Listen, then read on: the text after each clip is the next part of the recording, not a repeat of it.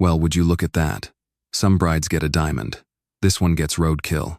The words came before Jack Coleman had even brought the bicycle to a full stop, before the rear wheel had finished its last rattling turn against the gravel drive. They came loud enough for the valet boys to hear, loud enough for the string quartet warming up near the fountain to hear, loud enough to ride the warm Tennessee wind straight through the open collar of Jack's shirt and land somewhere, low in his chest like a fist closing around something. Old. Welcome to our YouTube channel. Thank you so much for taking the time to watch today's video. Before we begin, we would love to know where you are watching this video from. What time is it where you are right now, and which country are you joining us from? Is it the United States, the United Kingdom, France, Canada, or somewhere else in the world? Please leave a comment and share it with us. It would be truly wonderful if people from all around the world could connect with one another, share their stories and feelings, and spread kindness and love through every video. Thank you for becoming a part of our community. We hope you enjoy a meaningful, peaceful, and heartwarming time watching this video. Derek Hayes said it standing beside a cream-colored Bentley that threw the morning sun back in every direction. And he said it the way a man says something he has been saving up, polishing in private, waiting for an audience worthy of the delivery. Jack sat for one more second on the seat of the old bicycle, one hand still resting on the cracked rubber grip, the chain still ticking faintly as it cooled. Through the wrought iron gate of the Preston estate, he could see the valet boys exchange a look, the particular look people give, a stray dog that has wandered uninvited into a wedding it clearly does not belong at. He climbed down. His boots were the same ones he had worn on 100 job sites, the leather gone soft and gray at the toe laces knotted twice where they had frayed through. His hands were calloused, one knuckle marked by a thin white scar from a snapped cable on a framing crew outside Knoxville, back when he drove himself 2 hours each way for a paycheck that barely covered the room he shared with 3 other men whose last names he never learned. The bicycle itself looked almost embarrassed to be there. The frame bent slightly out of true from a fall he'd taken at 16, the seat wrapped in a strip of black electrical tape gone brittle with age, the chain kept alive on nothing but stubbornness, and a can of oil he still bought at the same hardware store he'd shopped at as a boy. He could have arrived in any one of the 11 vehicles his company owned outright. He had chosen this one on purpose. Some habits did not leave a man just because the money did. Kayla Preston stood near the Bentley in a dress that likely cost more than Jack's first 3 job trailers combined, laughing behind a gloved hand, her eyes bright with the particular cruelty of someone who had never once had to wonder where her next meal was coming from. "Oh my word," she said, not troubling to lower her voice at all. "Please tell me my sister's fiancé did not ride a bicycle to his own wedding." Some men, Derek said, resting his palm on the Bentley's roof the way a man pats a good hunting dog, know how to arrive. Others just show up out of breath. A ripple of laughter moved through the gathering crowd, soft at first, then bolder, the kind of laughter that needs only a small amount of permission before it turns into something closer to a verdict. Somewhere in that crowd of tailored suits and diamond cufflinks, Jack's eyes found a woman standing very still. Emma Preston. She was not laughing. She had not laughed once. Something shifted in Jack's chest at that, a slow, unfamiliar tightening as though a rope-long slack inside him had suddenly gone taut. He held her gaze for exactly as long as he dared, and in that handful of seconds something passed between them that neither of them yet had a name for. Then Robert Preston came down the front steps like weather rolling in fast off the hills, his face already dark with the particular fury of a man whose reputation mattered to him more in that instant than his own daughter's happiness. "Jack," Robert's voice cracked across the courtyard. "What in God's name is this?" Jack turned to face him, and for one unguarded moment, something old surfaced behind his eyes, not fear exactly, but the ghost of it. The flinch of a boy who had once stood in front of men holding clipboards and eviction notices, a boy who had learned a long time ago in a rented trailer, with a roof that let the winter in through 3 different seams, that when a man with money raised his voice, the smartest thing a poor man could do was lower his eyes and wait for the storm to pass. That old instinct rose in him now unbidden before the newer version of himself. The version who had built a construction company worth more than this entire estate could push it back down where it belonged. "Good morning, sir," Jack said quietly. Too quietly, maybe. His voice carried the same soft, careful register it used to carry at 19 years old, asking a foreman if there was any chance at all of picking up an extra shift before the weather turned. "Where's your family?" Robert demanded. "Where's your driver? Where's anything at all that tells me you can take care of my daughter?" "This is how I came, sir," Jack said. "It's the bicycle I own." Someone near the fountain laughed outright at that, a bright, careless sound, and it landed somewhere below Jack's ribs. somewhere 11 years of success, had never quite managed to armor over completely. He had promised himself once standing in a laundromat at 2 in the morning, watching his last few dollars turn slowly into quarters, that he would never again let another human being make him feel smaller than he actually was. And yet here he stood. For one long, unguarded second, the courtyard fell away entirely, and Jack was 17 again, thin in a way that used to frighten his own mother, his wrist bones sharp enough to catch the light under a gas station sign 2 blocks from the trailer because the electric bill had eaten what little the grocery money would have covered that month. He remembered winters with no working heat, lying awake, listening to the wind find every gap in the walls, his breath fogging faintly in the dark. He remembered eating crackers from a convenience store 3 days running because a paycheck had been delayed, and 3 days had been the exact distance between him and total collapse. He remembered his father's hands cracked from cattle work closing around a glass of whiskey he almost never drank, and the low, broken sound of a grown man weeping quietly at a kitchen table because a promise made by a wealthy man had turned out to be worth exactly nothing at all.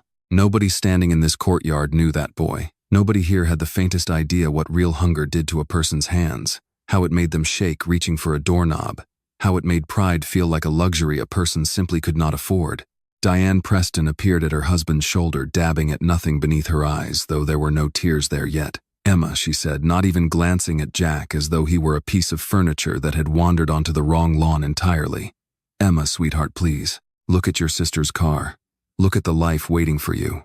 Now look at," she gestured toward the bicycle without finishing the sentence, as though the sentence were meant to finish itself. Emma stepped forward. The morning light caught the simple ivory dress she wore plain against the sea of sequins around her, and something in the set of her shoulders struck Jack sharply, painfully. A version of himself he had not let anyone see in over a decade.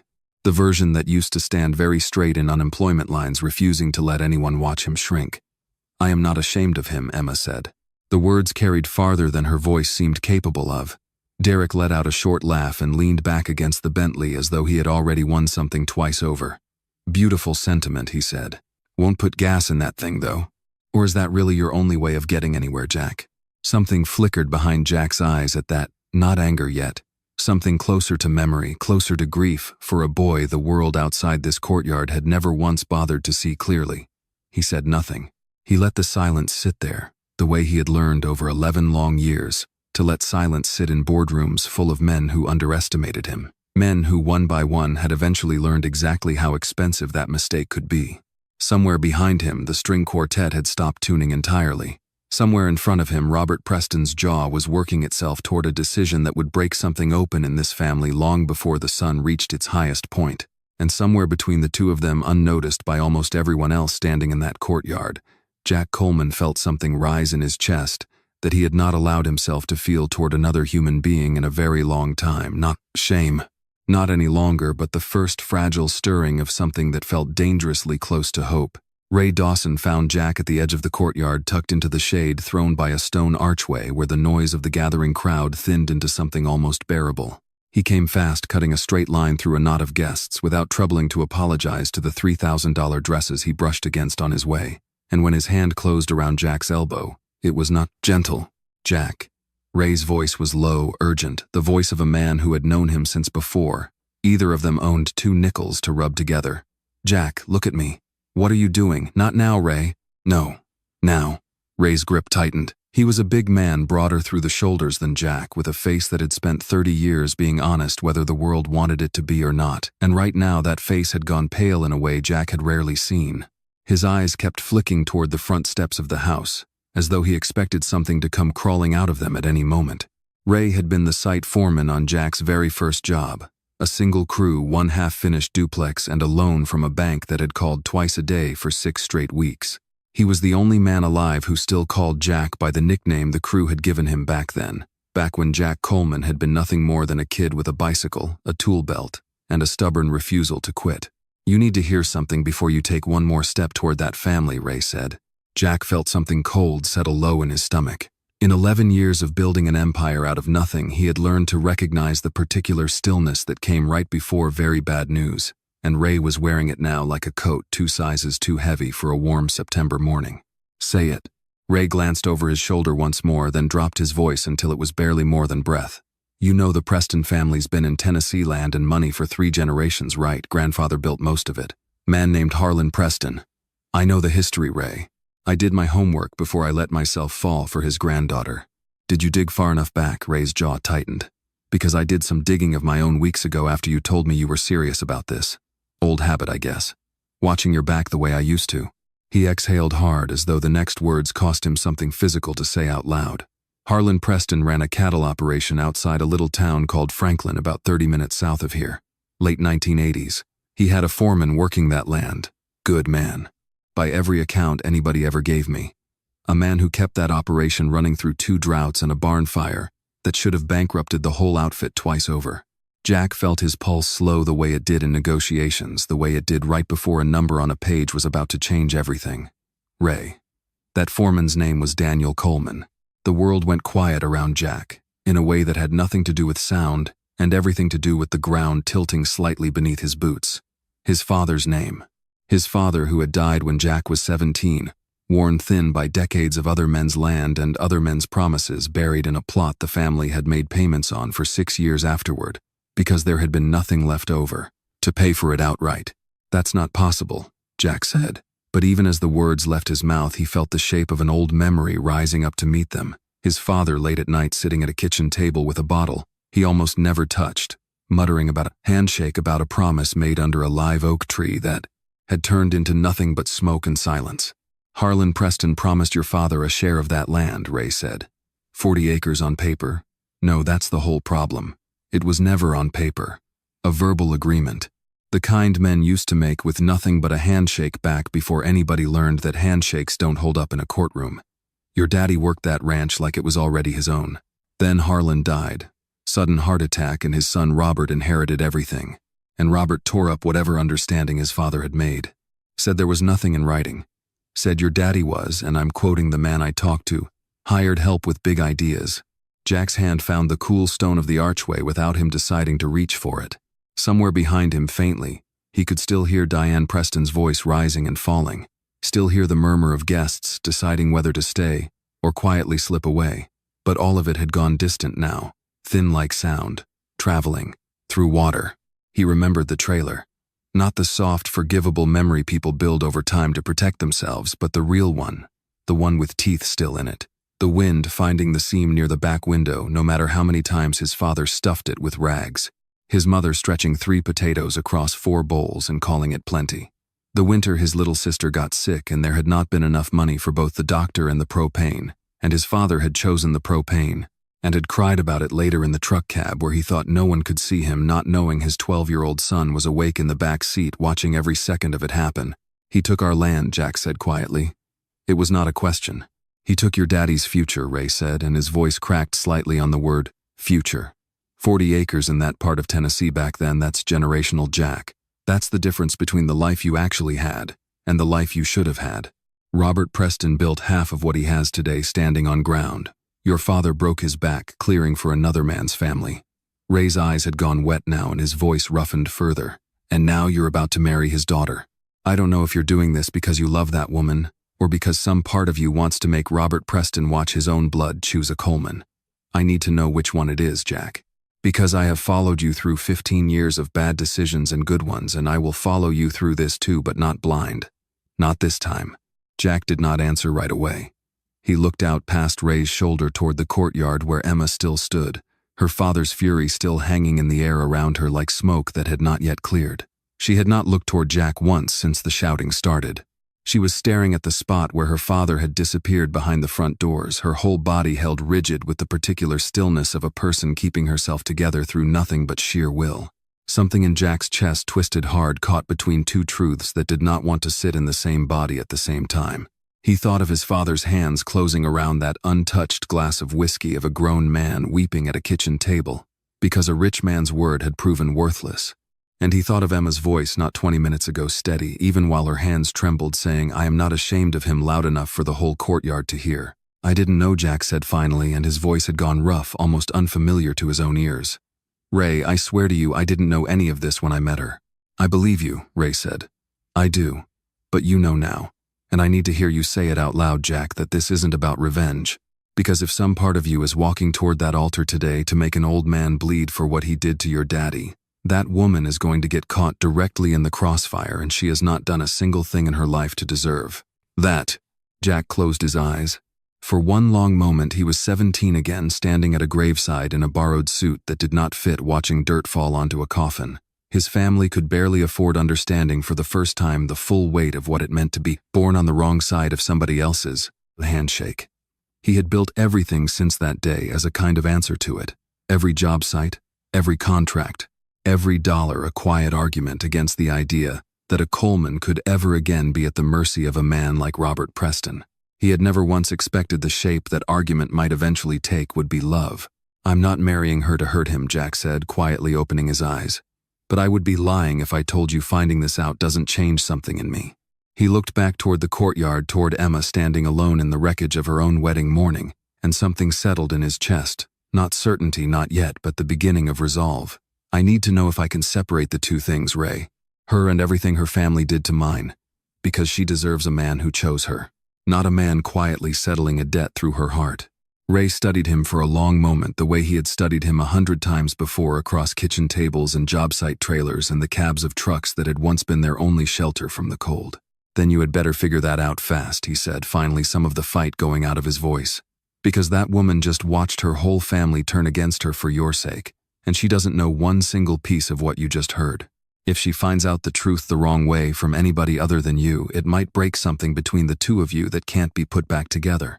Jack looked past him one more time toward Emma standing alone in the gravel, and felt the old wound and the new hope pulling at him from opposite directions, each one demanding to be the truer thing living in his chest. "Then, I guess," he said softly, "I'd better be the one who tells her."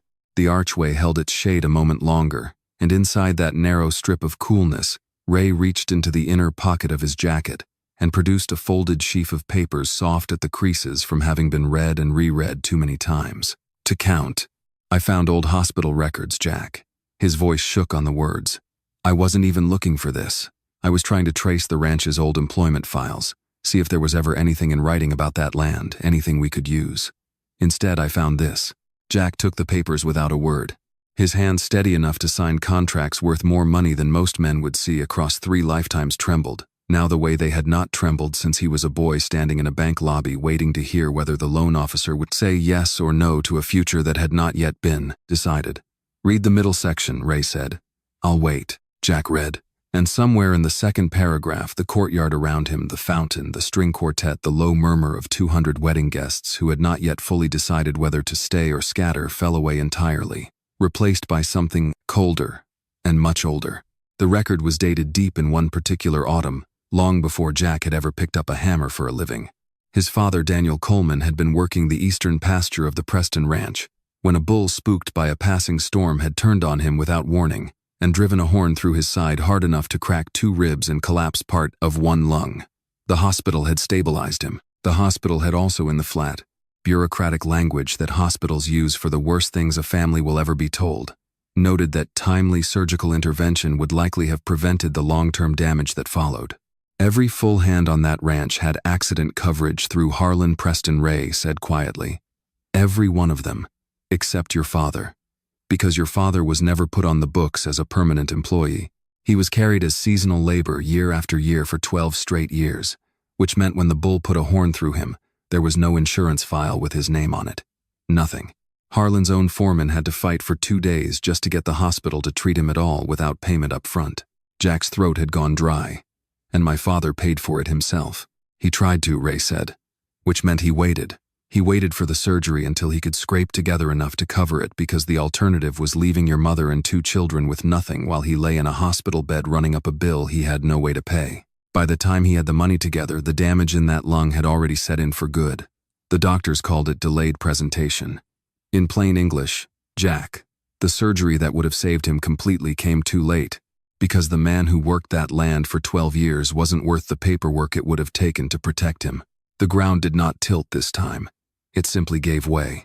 Jack had spent 35 years believing his father died of a slow, ordinary illness, a weak set of lungs, a body worn down by hard years and harder winters, the kind of quiet decline that nobody could be blamed for because it belonged to nobody in particular. He had grieved that version of the story for more than half his life. He had built an entire empire partly in defiance of it, as though enough success might somehow retroactively make his father's suffering less senseless. Now, standing in the shade of a stone archway at the edge of the wedding that was supposed to be the happiest morning of his adult life, Jack understood that his father's death had never been senseless at all. It had been the direct, documented, entirely preventable result of one family's decision that a hired man's life was worth less than the cost of protecting it on paper. "I should have told you this the day I found it," Ray said, and his voice had gone thick with something that sounded almost like shame. "I didn't. I told myself I was waiting for the right moment. The truth is, I was scared of exactly this. Scared of watching your face do what it's doing right now, standing 200 feet from the family that let it happen." Jack said nothing for a long moment. Behind his eyes, an old memory surfaced with a clarity that frightened him. His father's hands cracked from cattle work wrapped around a glass of whiskey he had almost never touched, sitting alone at the kitchen table long after everyone else in the house had gone to bed. Jack, 17 years old, and unable to sleep, had come down for water, and found him there, and the dark shoulders curled forward, making a low sound that Jack had never heard a grown man make before or since. At the time, Jack had assumed it was grief over money, over the unfairness of a life spent building someone else's fortune with nothing left over for his own family. He understood now that it had been something far more specific than that. His father had known in that kitchen in the dark exactly what the delay had cost him. He had known, and he had chosen not to say it out loud to a son who was already carrying more weight than any boy his age should have had to carry. "He knew," Jack said quietly. "He knew what waiting cost him, and he never told any of us. Some men carry things alone because they think that's the only gift they've got left to give their families," Ray said. "Protecting you from knowing. I think that's exactly what he was doing." Jack looked down at the papers in his hands, at the clinical indifferent language, describing the precise mechanism by which negligence becomes a slow kind of killing. He thought of every winter night in that trailer, letter, every meal stretched thinner than it should have been. Every time his mother had told him and his sister that they would figure it out, they always figured it out, even on nights when nothing had been figured out at all. When the lights had gone dark anyway, because there had been no other choice left to make. All of it, every hardship that had shaped him into the man now standing in this courtyard, traced back to a single unwritten line in an employment file 30 years old. "I don't know what to do with this," Jack admitted, and the words came out smaller than he intended, the voice of a much younger man briefly surfacing through the calluses of 11 successful years. "I'm standing at my own wedding, Ray, about to marry into the very family that let my father die, waiting for money he shouldn't have had to wait for. I'm not telling you this to talk you out of loving her," Ray said, his voice gentler now. "I'm telling you because you deserve to walk into whatever happens next with your eyes open, not blindsided halfway through your life together by something somebody else decides to hand you at the worst possible moment." He put a hand on Jack's shoulder, steady and familiar, the same hand that had steadied him through 15 years of hard mornings on job sites that had nearly broken them both. "You get to decide what this means, Jack. Not me. But you don't get to decide it without knowing it first." Jack folded the papers carefully, the way a man folds something he intends to keep for a very long time, and slid them into his jacket beside his own heartbeat, which had not yet returned to anything resembling steady. Across the courtyard, through a gap in the thinning crowd, he could see Emma still standing exactly where he had left her, unaware that the ground beneath the morning had just shifted in a way that had nothing to do with her father's temper and everything to do with the truth. 3 decades old. She had no idea that the man walking back toward her now carried something heavier than any wedding day humiliation could ever weigh. A grief newly reopened. A debt suddenly given a face and a date. A question he did not yet know how to answer about what kind of man he intended to be now that he finally understood the full shape of what had been taken from his family. He did not know yet whether he could separate the two things Ray had warned him about: the woman he loved, and the wound her family's name would now carry every time he heard it spoken. He only knew, walking back across the gravel with his father's stolen history folded against his chest, that whatever happened next would ask more of him than anything he had built in 11 years of climbing out of nothing. He straightened his shoulders the way his father used to before walking into rooms that did not want him there, and kept walking toward her anyway. By the time Jack crossed back through the gravel toward her, Emma had not moved from the spot where her father had left her, and the courtyard around them had settled into the particular kind of stillness that comes right before a room decides all at once whether to watch or to look away.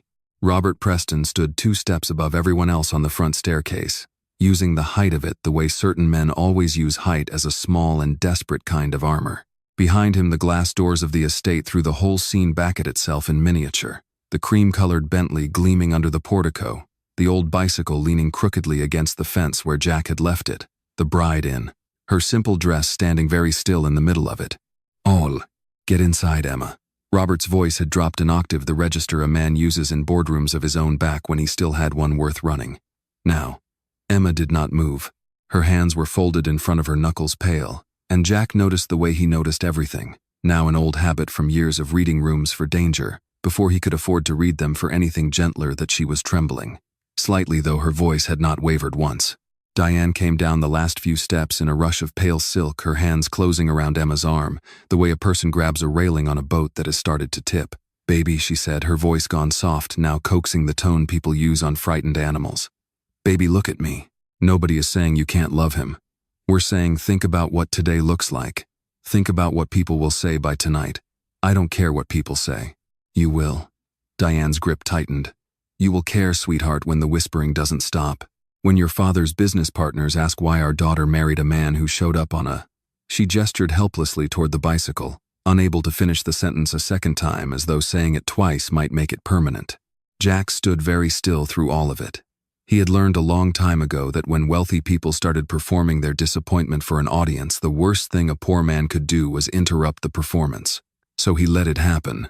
He let Diane's voice climb and Robert's jaw tighten, and a ripple of laughter needle at the edges of the crowd. And underneath all of it, quietly, the folded papers in his jacket pocket seemed to grow heavier against his chest with every second that passed. "Robert." Jack said the name carefully, respectfully, the old instinct rising in him again, the instinct of a boy who had learned to speak softly around men who held power over his next paycheck. "I understand this isn't what you wanted for your daughter. You understand nothing." Robert's voice cracked like a whip across the gravel. "You understand nothing about what it costs to build something and then watch your own child throw it away on a man who can't even afford a decent set of wheels."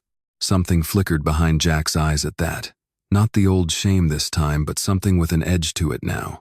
Something newly sharpened by what he had learned 20 minutes earlier in the shade of a stone archway. He thought of a hospital record 30 years old. He thought of a man bleeding out slowly, waiting for money that should never have been his burden to raise. He said none of it. Not yet. The words sat behind his teeth like something loaded, waiting for the right moment. Or perhaps for a moment that would never come at all, because some truths are not meant to be used as weapons even when a man has every right to use them. Kayla drifted closer, heels clicking against the stone, Derek trailing a step behind her like a shadow that had learned how to smirk. Sister Kayla said sweetly, the word doing none of the work sweetness usually does, "It's not too late. You could still come inside. We'll tell everyone you got sick. Nobody has to know." "I'm not sick," Emma said. "No," Derek said low enough that only the people nearest to him could hear, "just blind, apparently." Jack's eyes moved to him, then slow and deliberate, and for half a second something passed across Derek's face. Not quite fear, but the flicker of a man realizing a moment too late that the person he had been mocking all morning was not nearly as small as he had assumed. It vanished as quickly as it came, buried under another easy smile, but Jack filed it away. The way he filed away everything now, quietly, precisely for whatever came later. Robert descended the last 2 steps until he stood directly in front of Jack, close enough that Jack could smell his cologne, sharp and expensive, close enough to see the faint tremor in the older man's hands. Fear dressed up as fury. Jack recognized the disguise because he had worn a version of it himself years ago, standing in front of men who could end his business with a single phone call. "I built something in this town," Robert said, low and shaking. "A name people respect. And you're asking me to hand my daughter to a man who rides a child's bicycle to his own wedding. I'm not asking you for anything, sir," Jack said quietly. "I'm just not leaving." Silence pressed in against the whole courtyard. Somewhere behind the crowd, a valet shifted his weight uncomfortably, and one of the musicians lowered her violin, entirely watching now instead of playing, sensing. The way people always sense when a morning has stopped being a wedding and started being something with teeth. Robert's jaw worked. He turned finally toward the glass doors of the house, his shoulders set in the rigid line of a man choosing pride over almost everything else he might lose that day. "This wedding," he said loud enough for the entire courtyard to hear. Loud enough to make certain no one mistook it for anything other than a verdict is over. Diane let out a small broken sound. Kayla's smile returned, tucked into the corner of her mouth like something she had been saving all morning. Emma did not move. Jack watched her. Watched the way her chin lifted instead of dropping, the way her hands slowly unclenched at her sides as though she had made peace in that exact second with whatever came next, and felt standing there in his worn boots with a family's stolen history folded against his heart. Something rise in him that was not shame at all. It was instead the fierce and sudden need to protect her from the crowd, From her father's pride, from her mother's tears, from the entire glittering machine of expectation grinding down on a woman who had done nothing wrong except refuse to be ashamed of the man she loved. An older man stepped forward from the edge of the gathering then. Pastor Daniel Hargrove, silver-haired, his reading glasses pushed up onto his forehead, a man who had baptized both Preston daughters and buried half of Robert's own business partners over the years. He walked with the unhurried authority of someone who had spent decades learning exactly how to fill a silence without ever raising his voice. "Robert," he said, "this isn't the moment for this. Sam, this isn't your business." "No," the pastor said gently, "it's exactly my business, because right now you're about to make a decision in front of 200 witnesses that you will not be able to unmake quietly later. I've known this family a long time. I baptized both your daughters, and I am asking you as a friend and as a man of faith not to let your pride cost you your child today." For one long moment, something in Robert's face wavered, the fury cracking just slightly to reveal what lay underneath it, something closer to grief than anger. But then his eyes moved to the old bicycle leaning against the fence, and whatever softness had surfaced retreated back behind the wall he had spent his whole life constructing. "I've said what I said," Robert answered, quieter now, but no less final. "If she wants to marry him, she can do it somewhere else. Not under my roof." Diane began to cry in earnest, and Emma felt something in her own chest crack at the sound of it. Not enough to change her mind, but enough to remind her that even the family casting her out was still somehow hers to grieve. Pastor Hargrove turned to Jack and Emma, his eyes gentle but carrying steel underneath. "Do you two still wish to be married today?" Emma looked at Jack. He had not let go of her hand once through any of it. Not through the shouting, not through her father's rejection, not through the long, quiet unraveling of everything a wedding day was supposed to look like. His thumb moved once lightly across her knuckles, a small and steadying gesture, the kind of thing a person does without thinking, out of instinct rather than performance. "Yes," Emma said, "if he'll have me exactly like this." "There's no version of you I wouldn't have," Jack said quietly, and meant it more completely than he had meant almost anything in 11 years. Pastor Hargrove nodded once satisfied, and turned toward the small cluster of guests who had not yet found the courage to leave. "We don't need a ballroom," he said, raising his voice just enough to carry across the gravel. "We don't need golden chairs or a string quartet. A wedding is two people and a promise. Everything else is decoration." He looked back at Jack and Emma. "If you're both willing, I'll marry you right here." There was a pause, the kind of pause that could have collapsed under its own uncertainty, and then quietly an older woman near the back of the crowd began to clap. A second guest joined her, then a third. It was not loud. It was smaller, softer than the applause that had likely been planned for the ballroom inside, and somehow it meant more.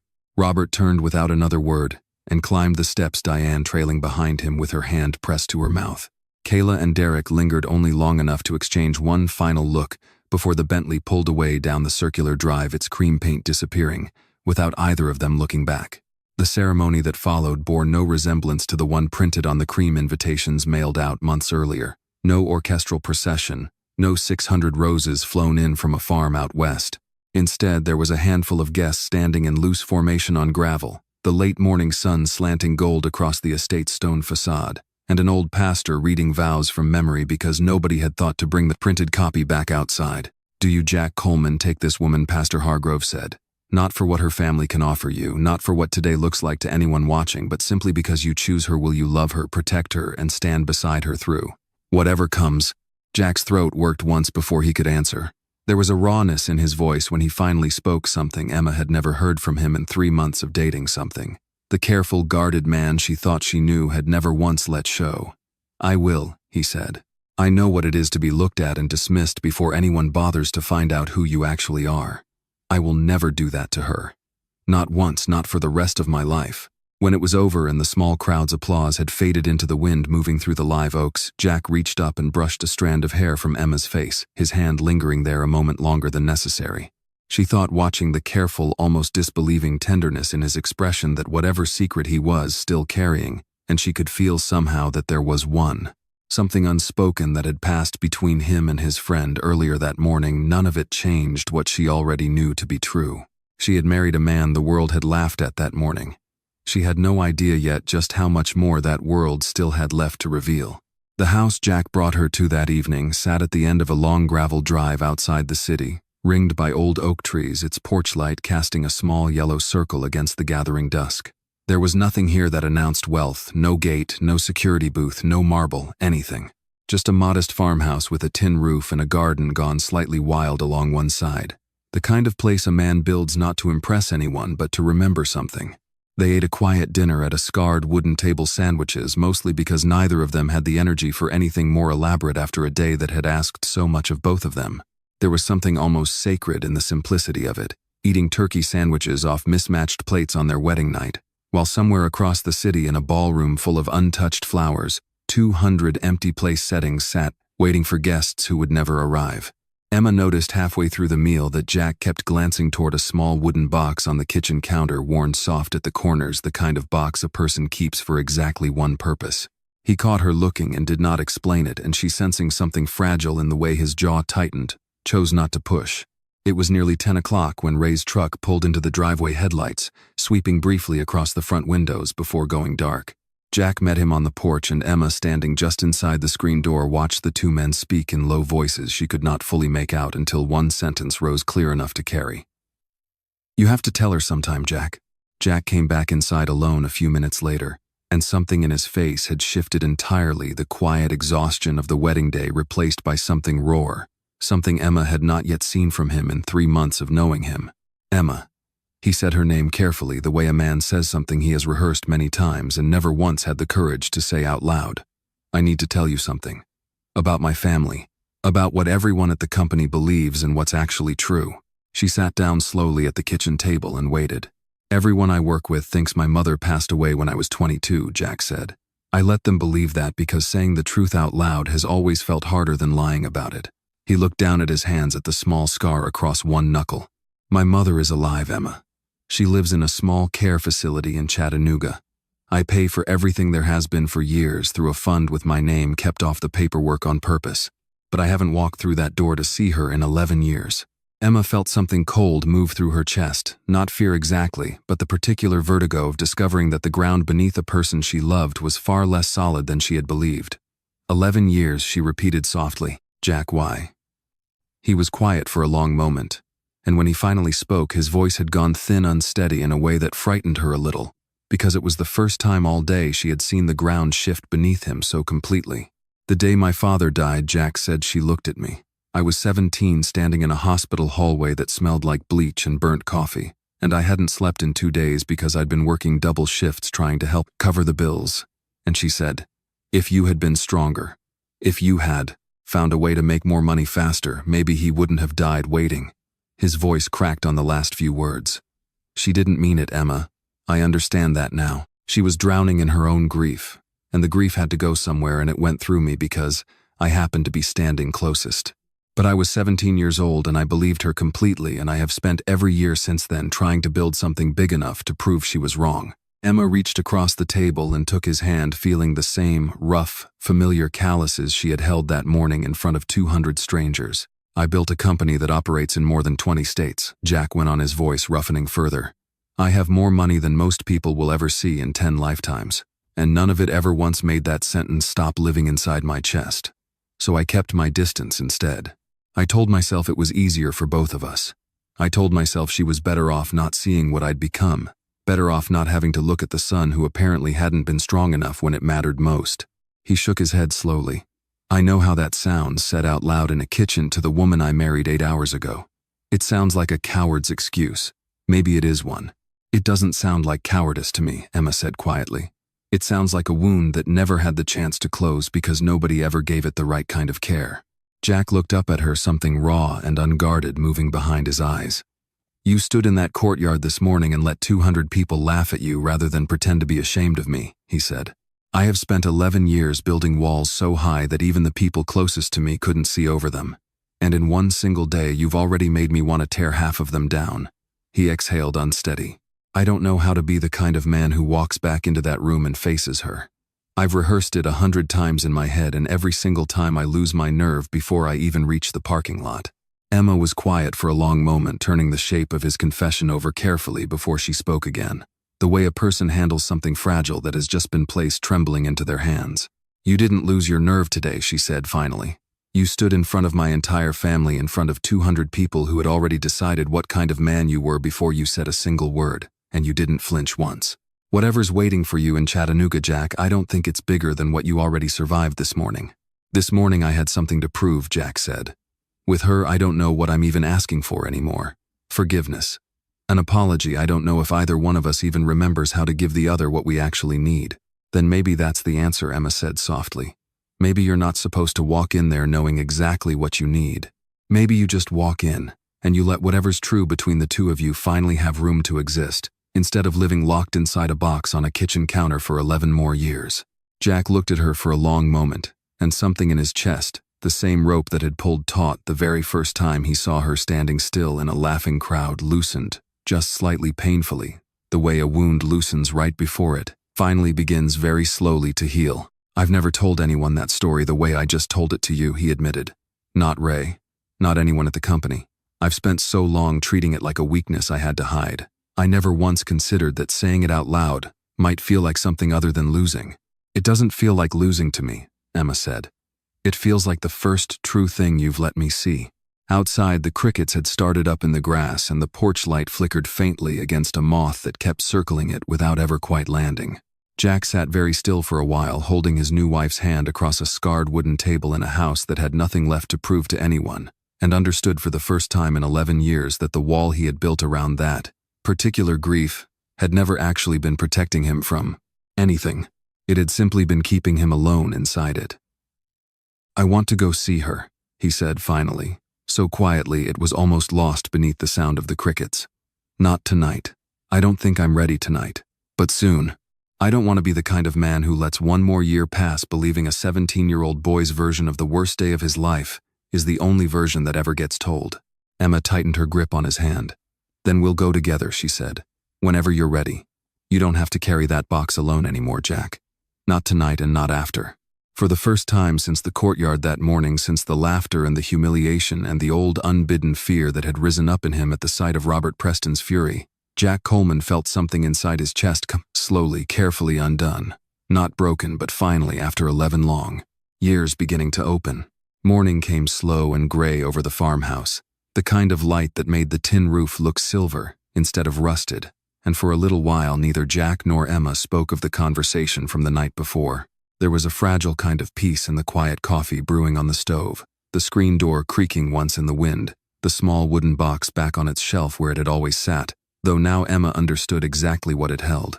It was nearly 9 in the evening the following day, when headlights swept across the front windows, and Jack went still in a way that told Emma before she had even risen from the table that whatever was arriving had not been invited. He rose and moved to the window, and whatever he saw there drained something visible from his face. "Stay here," he said, and the softness that had colored his voice all through the night before had gone somewhere else, entirely replaced by something flat and careful, the voice of a man bracing for weather he could see coming but could not yet name. Emma did not stay. She followed him onto the porch, and what she saw there made her stomach drop in a way she could not immediately explain. A woman stood at the base of the porch steps, illuminated by the single yellow bulb overhead.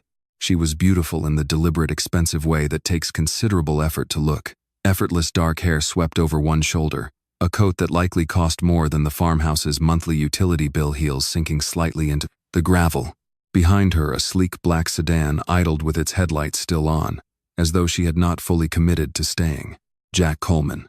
The woman said his full name, slowly savoring it the way a person tastes something they have been denied for a long time. "I heard a rumor yesterday that you got married. I had to see it for myself." Jack's hands, Emma noticed, had curled slightly at his sides. Vanessa. The name landed in Emma's chest like a stone dropped into still water. She had no context for it, yet no history to attach to the single syllable, but something in the careful, guarded way Jack said it told her this was not a simple name from an ordinary past. This was a wound with a name. "I'm sorry to just show up," Vanessa said, though her smile suggested she was not sorry at all. "It's just, well, it's not every day the man who used to ride a rusted-out bicycle to job sites ends up owning half the residential construction market in the Southeast." Her eyes moved deliberate and slow over the modest porch, the tin roof, the gravel drive. "Though I see you still like to keep up appearances from the old days. How quaint. What do you want, Vanessa?" "To congratulate you," she said, and then her gaze slid finally to Emma standing in the doorway. Something calculating passed behind her eyes there and gone so fast Emma nearly missed it. And to meet the lucky bride, of course. Emma stepped forward despite the tightness building in her chest. I'm Emma, Vanessa Cole. She extended a manicured hand, and Emma shook it out of reflex, though the contact felt colder than the evening air had any right to explain. Jack and I go back. A long way back. Her eyes flicked toward Jack again, and this time her smile sharpened at the edges. Before all this. Before he was anybody at all, really. Jack's expression did not move, but Emma saw the muscle in his jaw jump once beneath the skin. You should go, Jack said quietly. I will. Vanessa's smile did not waver. I just wanted to see it for myself. The great Jack Coleman married at last after everything. She let the words sit there a moment, deliberately vague, deliberately loaded before turning back toward her car. At the door she paused, glancing over her shoulder. Take care of him, Emma. He's not as simple as he looks standing on that porch. And then she was gone, taillights sweeping red across the gravel, before disappearing down the long drive, leaving behind a silence that felt heavier than anything that had happened all day. Emma turned to Jack. He had not moved from the top step. In the porch light, his face looked older, suddenly worn in a way she had not seen from him, even the night before. Not the careful, guarded weariness of a man protecting his privacy, but something rawer than that, something closer to grief. Jack. She said his name gently, the way he had said hers the day before when everything had been falling apart around them. Who was she really? For a long moment he did not answer. He sat down heavily on the porch steps, elbows resting on his knees, staring out at the dark line of trees beyond the driveway, and when he finally spoke, his voice had none of its usual steadiness. 10 years ago, he said, before any of this, before the company, before the cruise, before any of it, I was engaged to her. Emma sat down beside him slowly, saying nothing, letting the silence do the work of asking. I was 26, Jack continued. I had one small crew, 3 men and a loan from the bank I could barely make the payments on. I was riding that bicycle to every job site because I couldn't yet afford the gas for a truck, and I was working 18 hours a day trying to build something out of nothing. There were winters I woke up in a rented room with frost forming on the inside of the single window, so cold my hands wouldn't work right for the first hour of the day. I ate crackers from the corner store because a paycheck had been delayed, and a paycheck was the only thing standing between me and losing the room entirely. His voice caught, and he had to stop, had to breathe once before he could continue. I was so thin that year my own mother didn't recognize me across a parking lot. Emma's chest tightened, listening. She had never heard him talk like this before, not the night before, not in 3 months of dating, not even once. He had always been so composed, a man who wore his success like a second skin and never let the seams show. Vanessa and I met at a diner outside Memphis, Jack said. I was 26 and broke and terrified I was going to lose the little bit I had to the bank before the year was out. She told me she loved me.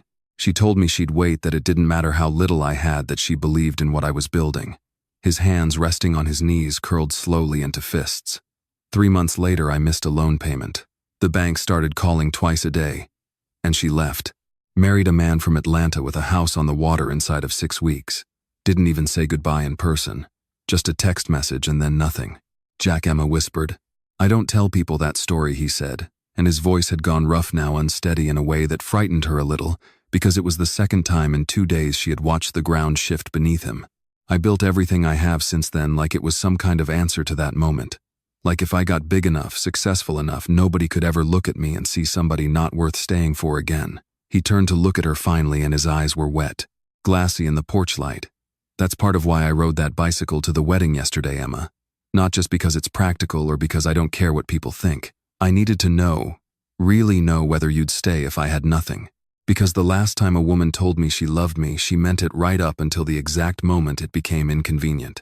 Emma did not say anything for a long moment. She reached over instead and took his hand, the same rough, calloused hand she had held that morning in front of 200 strangers, and held it now in the quiet dark of a porch outside a farmhouse that had nothing left to prove to anyone. I'm not her, she said finally. I know that, Jack said. I've known that for months. But knowing something in your head and believing it in the place that actually got broken, those aren't always the same thing. He looked down at their joined hands. I'm sorry. For testing you yesterday without ever telling you, that's what I was doing. You deserved better than that. Maybe, Emma said softly. But I understand it a little better now. She squeezed his hand. Whatever she wanted tonight, showing up like that, it doesn't change what happened yesterday morning. I chose you before I knew any of this. I'm choosing you now, knowing all of it. Jack closed his eyes, and for the first time since Emma had known him, she watched something in him finally quietly begin to loosen. Not fully, not all at once, but enough that she understood, sitting there in the dark with the crickets starting in the dark, up in the grass around them that she had just been given, the first real glimpse of the wound underneath the wealth. She did not yet know that the woman who had just driven away into the night would come back, and that when she did, she would not be alone in the damage she intended to cause. Morning came softly over the farmhouse, gray light filtering through curtains that smelled faintly of cedar and rain. Emma woke to the sound of something sizzling in a pan below, the smell of coffee, drifting up through the floorboards, and for one disoriented moment she forgot entirely. Where she was forgot the wedding, the gravel courtyard, her father's voice cracking across 200 witnesses, Vanessa, Cole's headlights sweeping red across the driveway the night before. For one brief moment there was only the quiet, ordinary comfort of waking up somewhere new beside someone she loved. Then it all came rushing back, and she lay still a moment longer, letting it settle. Downstairs, she found Jack already dressed, standing at the stove in a plain gray t-shirt and jeans, flipping eggs with the easy competence of a man who had cooked for himself long before he ever had anyone to cook for. An older woman stood beside him at the counter, slicing bread, her gray hair pulled into a loose bun, an apron tied twice around a frame that suggested decades of hard, honest work. "Morning, ma'am," the woman said warmly when she noticed Emma in the doorway. "I'm Martha. My husband Earl and I look after the place when Mr. Coleman's away." "Mr. Coleman." Emma filed the phrase away without quite knowing why it caught her attention. It wasn't unusual exactly, plenty of people used last names with employers, but there was something in the careful formality of it, the way Martha said it, like a title rather than a habit. "It's nice to meet you, Martha," Emma said. "Please call me Emma." "Of course, Mrs. Coleman." Martha smiled, and Emma felt the new name settle strangely against her skin, unfamiliar and warm all at once. They ate breakfast at the same scarred wooden table from the night before, and for a little while it felt almost normal: eggs and toast and easy conversation about nothing in particular. Jack asking about her favorite parts of Nashville, Emma asking about the garden she'd glimpsed the evening before, both of them carefully avoiding by unspoken agreement any mention of Vanessa Cole or the wreckage of the wedding. It was Earl who broke the illusion, arriving through the back door with a tablet in hand, his weathered face creased with the particular seriousness of a man delivering business rather than pleasantries. "Mr. Coleman," Earl said, nodding once at Jack, then turning politely to Emma. "Ma'am." He set the tablet on the counter. "Frank called. Says the security detail wants to rotate the vehicles at the front gate before noon. Also, corporate's been trying to reach you since 6 this morning, something about the Knoxville development contracts needing a signature before the close of business." Emma's fork stopped halfway to her mouth. "Security detail," she repeated slowly. "Corporate." Jack's expression flickered the briefest crack in his composure, before he set his own fork down with deliberate care. "I'll call Frank after breakfast," he said to Earl. His tone even controlled the tone of a man trying very hard to keep two separate worlds from colliding a moment too soon. Earl nodded and retreated back out the door, and the silence he left behind stretched long and uncomfortable across the table. "Jack," Emma said carefully. "What exactly do you do?" "I own a construction company," Jack said. "I told you that the night we met." "You told me you built houses for a living," Emma said. "You didn't tell me you have a security detail, or a corporate office calling you about contracts on a weekend morning, or a housekeeper who calls me Mrs. Coleman like it's a formal title instead of a name." Jack was quiet for a long moment, his jaw working, and Emma watched something pass across his face that she couldn't quite name. Not quite guilt, not quite fear. Something closer to a man standing at the edge of a decision he had been putting off for longer than he wanted to admit. "I own more than a construction crew," he said finally. "How much more?" "Coleman Construction and Homes operates in 22 states, Jack said. "We build roughly 6% of the new single-family homes in the entire Southeast every single year." He said it plainly, without pride, the way another man might report the weather. "I didn't lie to you, Emma. I didn't tell you everything. Not yet." Emma set her fork down slowly, her mind working backward through the last 3 months, the diner where they had met, his careful, unassuming clothes, the way he had never once let slip a single detail that would have suggested any of this. The old bicycle he had ridden to their wedding, which she had assumed right up until this exact moment was simply all he had. "You said that bicycle was all you owned," she said quietly.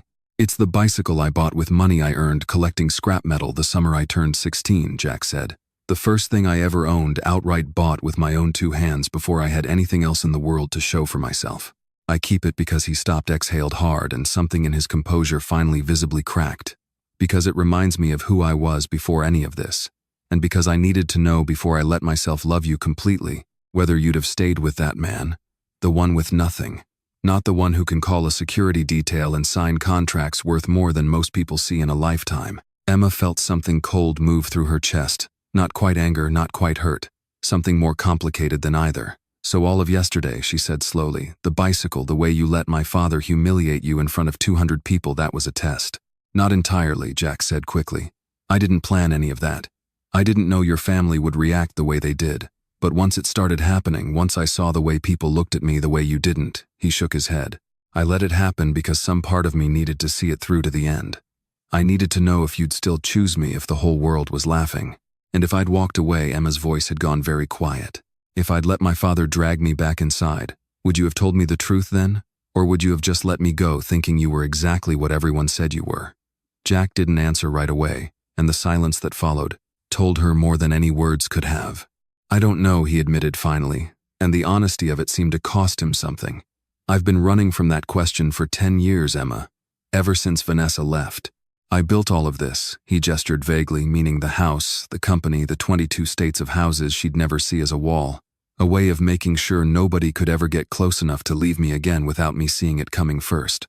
Emma stood and walked to the window, looking out at the gravel drive where, sure enough, she could now see the edge of a black SUV parked discreetly near the tree line, a man in a dark jacket leaning against the hood watching the road with the patient stillness of someone paid to notice everything. How long has that vehicle been there, she asked. Since last night, Jack said. Since Vanessa showed up. Frank doesn't take chances when people from my past start reappearing unannounced. Emma turned back to face him, and for a long moment she simply looked at him.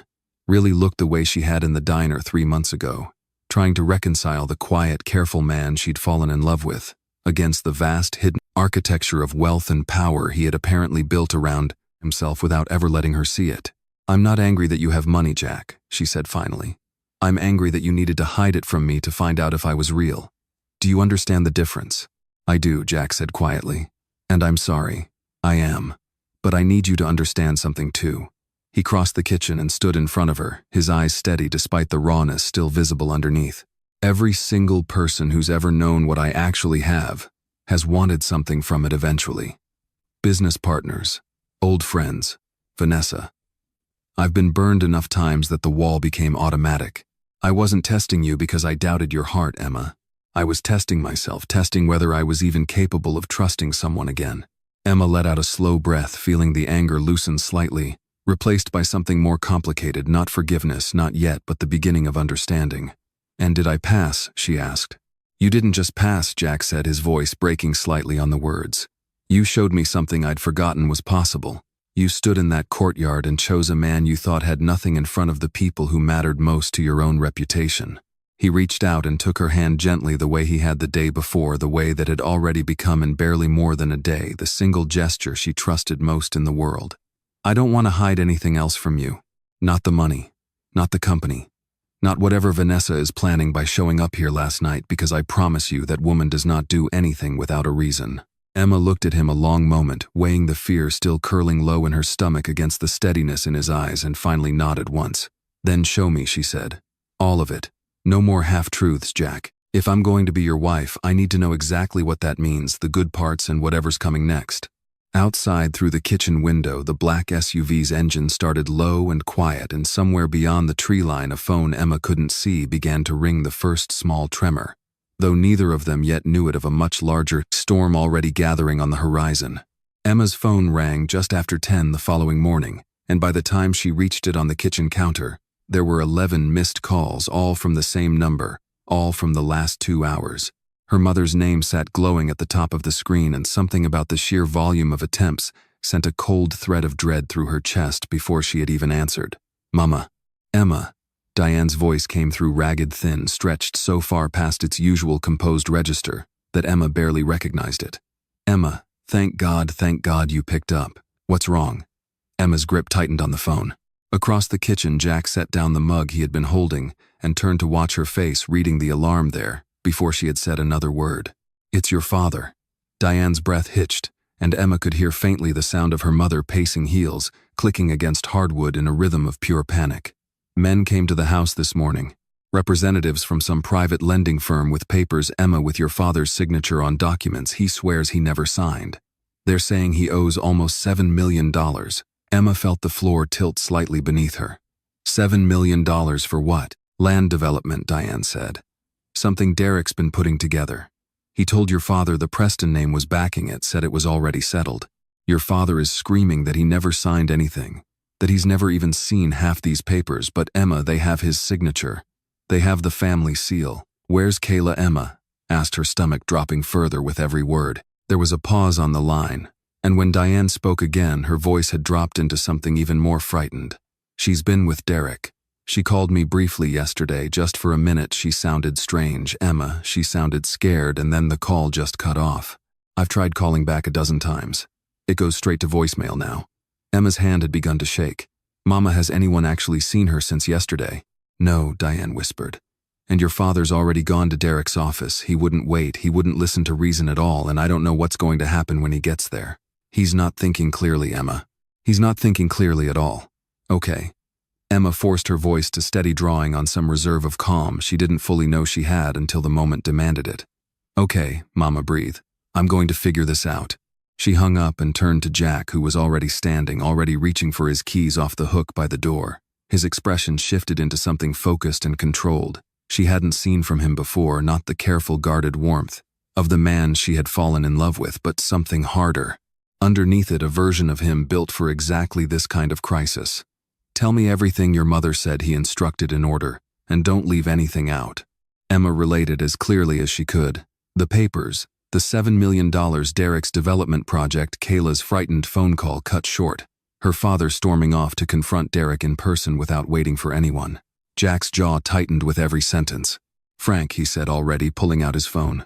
The man from the SUV appeared in the doorway within minutes, tall, broad-shouldered, dressed in the same dark jacket Emma had glimpsed through the kitchen window the morning before, his face arranged into the calm, unreadable expression of someone who had spent a career training himself not to react visibly to anything. Sir, I need everything you can find on Derek Hayes, Jack said. Business filings, land development permits, anything tied to a project using the Preston name as collateral. And I need to know where Kayla Preston is right now, this exact moment, and whether she's safe. Frank nodded once and stepped back out onto the porch, phone already pressed to his ear, his voice dropping into the low-clipped cadence of a man giving orders that would be obeyed without question. Emma watched him go, then turned back to Jack. I want to go there, she said. Now. To Derek's office to find my sister. No. The word came out sharper than Jack seemed to intend, and he softened it almost immediately, stepping closer, taking her hands in his. Emma, listen to me. I understand the instinct. I do. But if we go in right now angry without knowing exactly what we're walking into, we could make everything worse. Men like Derek don't panic when you shout at them.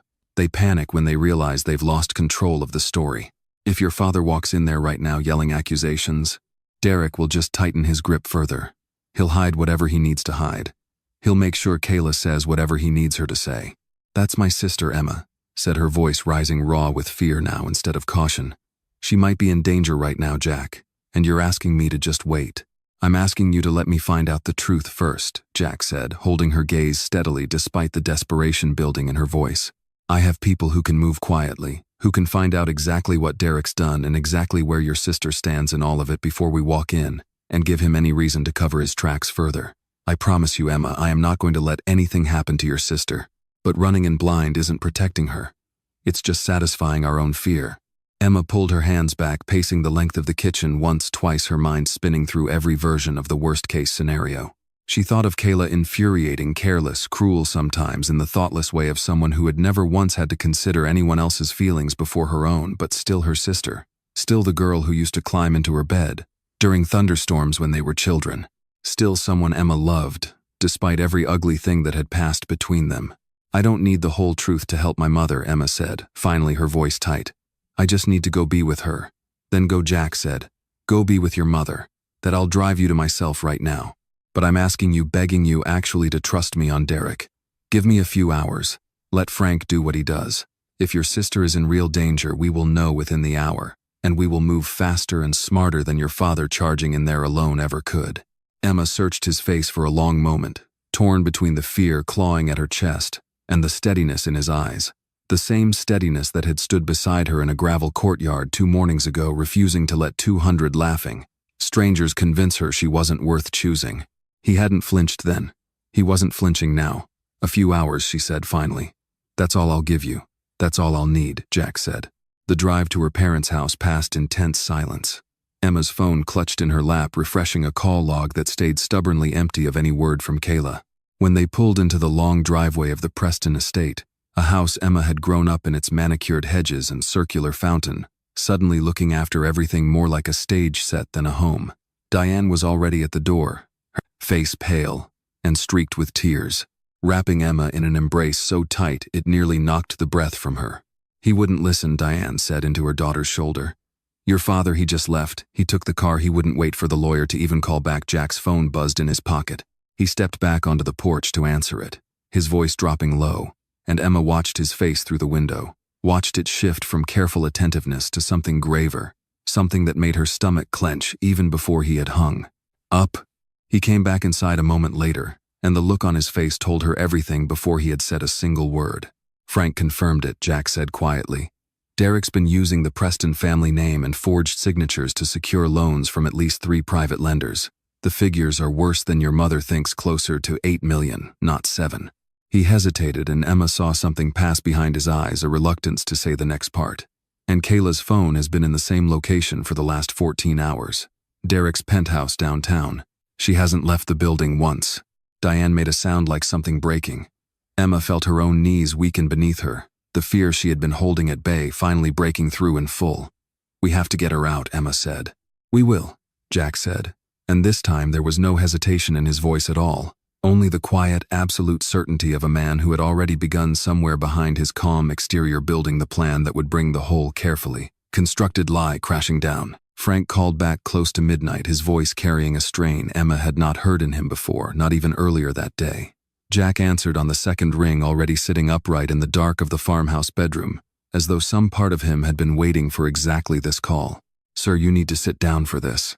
Jack rose instead, moving quietly toward the small office at the back of the house, so as not to wake Emma, though she woke anyway, some instinct pulling her upright the moment she felt the bed go empty beside her. She found him a few minutes later standing at his desk, a single lamp burning his face lit by the pale glow of a laptop screen Frank had remotely opened for him. "Walk me through it," Jack said into the phone, his voice low and controlled in the way Emma had come to recognize as the sound of a man holding something back by force of will alone. "We finished tracing the money behind the forged loan documents," Frank said, his voice carrying through the speaker into the quiet office. "The private lending structure Derek's been using traces back through 3 shell layers, which is standard for this kind of fraud. But when we cracked the final layer, we found the entity that actually designed the whole scheme, the one that advised Derek on how to forge the family seal. Which lenders would move fast enough not to verify signatures properly, how to time everything around a wedding to minimize scrutiny." A pause stretched out over the line, heavy with something Frank clearly did not want to say next. "It's registered under the name Cole Strategic Advisors." Jack's hand tightened around the edge of the desk. "Vanessa. She's been advising Derek for at least 8 months, Frank continued. "Long before you and Emma even met, from what we can piece together. Her visit to the farmhouse 2 nights ago wasn't nostalgia, sir. Our review of her recent activity shows she was gathering information, confirming the layout of the property, noting your security rotation schedule. She wasn't an old flame showing up out of curiosity. She was running reconnaissance." Emma, standing now in the office doorway in one of Jack's old flannel shirts, felt the blood drain slowly from her face. "Wait," she said, stepping closer. "You're telling me the woman who showed up at our door, who said all those things about the old days, she's the same person helping Derek steal $8 million from my father?" "It's worse than that," Frank said, and something in his tone made Emma's stomach clench even before he continued. "We pulled deeper into the origins of Cole Strategic Advisors. It was founded 9 years ago, 1 year after she left you, sir. Founded with startup funding from a man who specialized at the time in advising wealthy individuals on protecting assets during divorce proceedings and hostile business takeovers.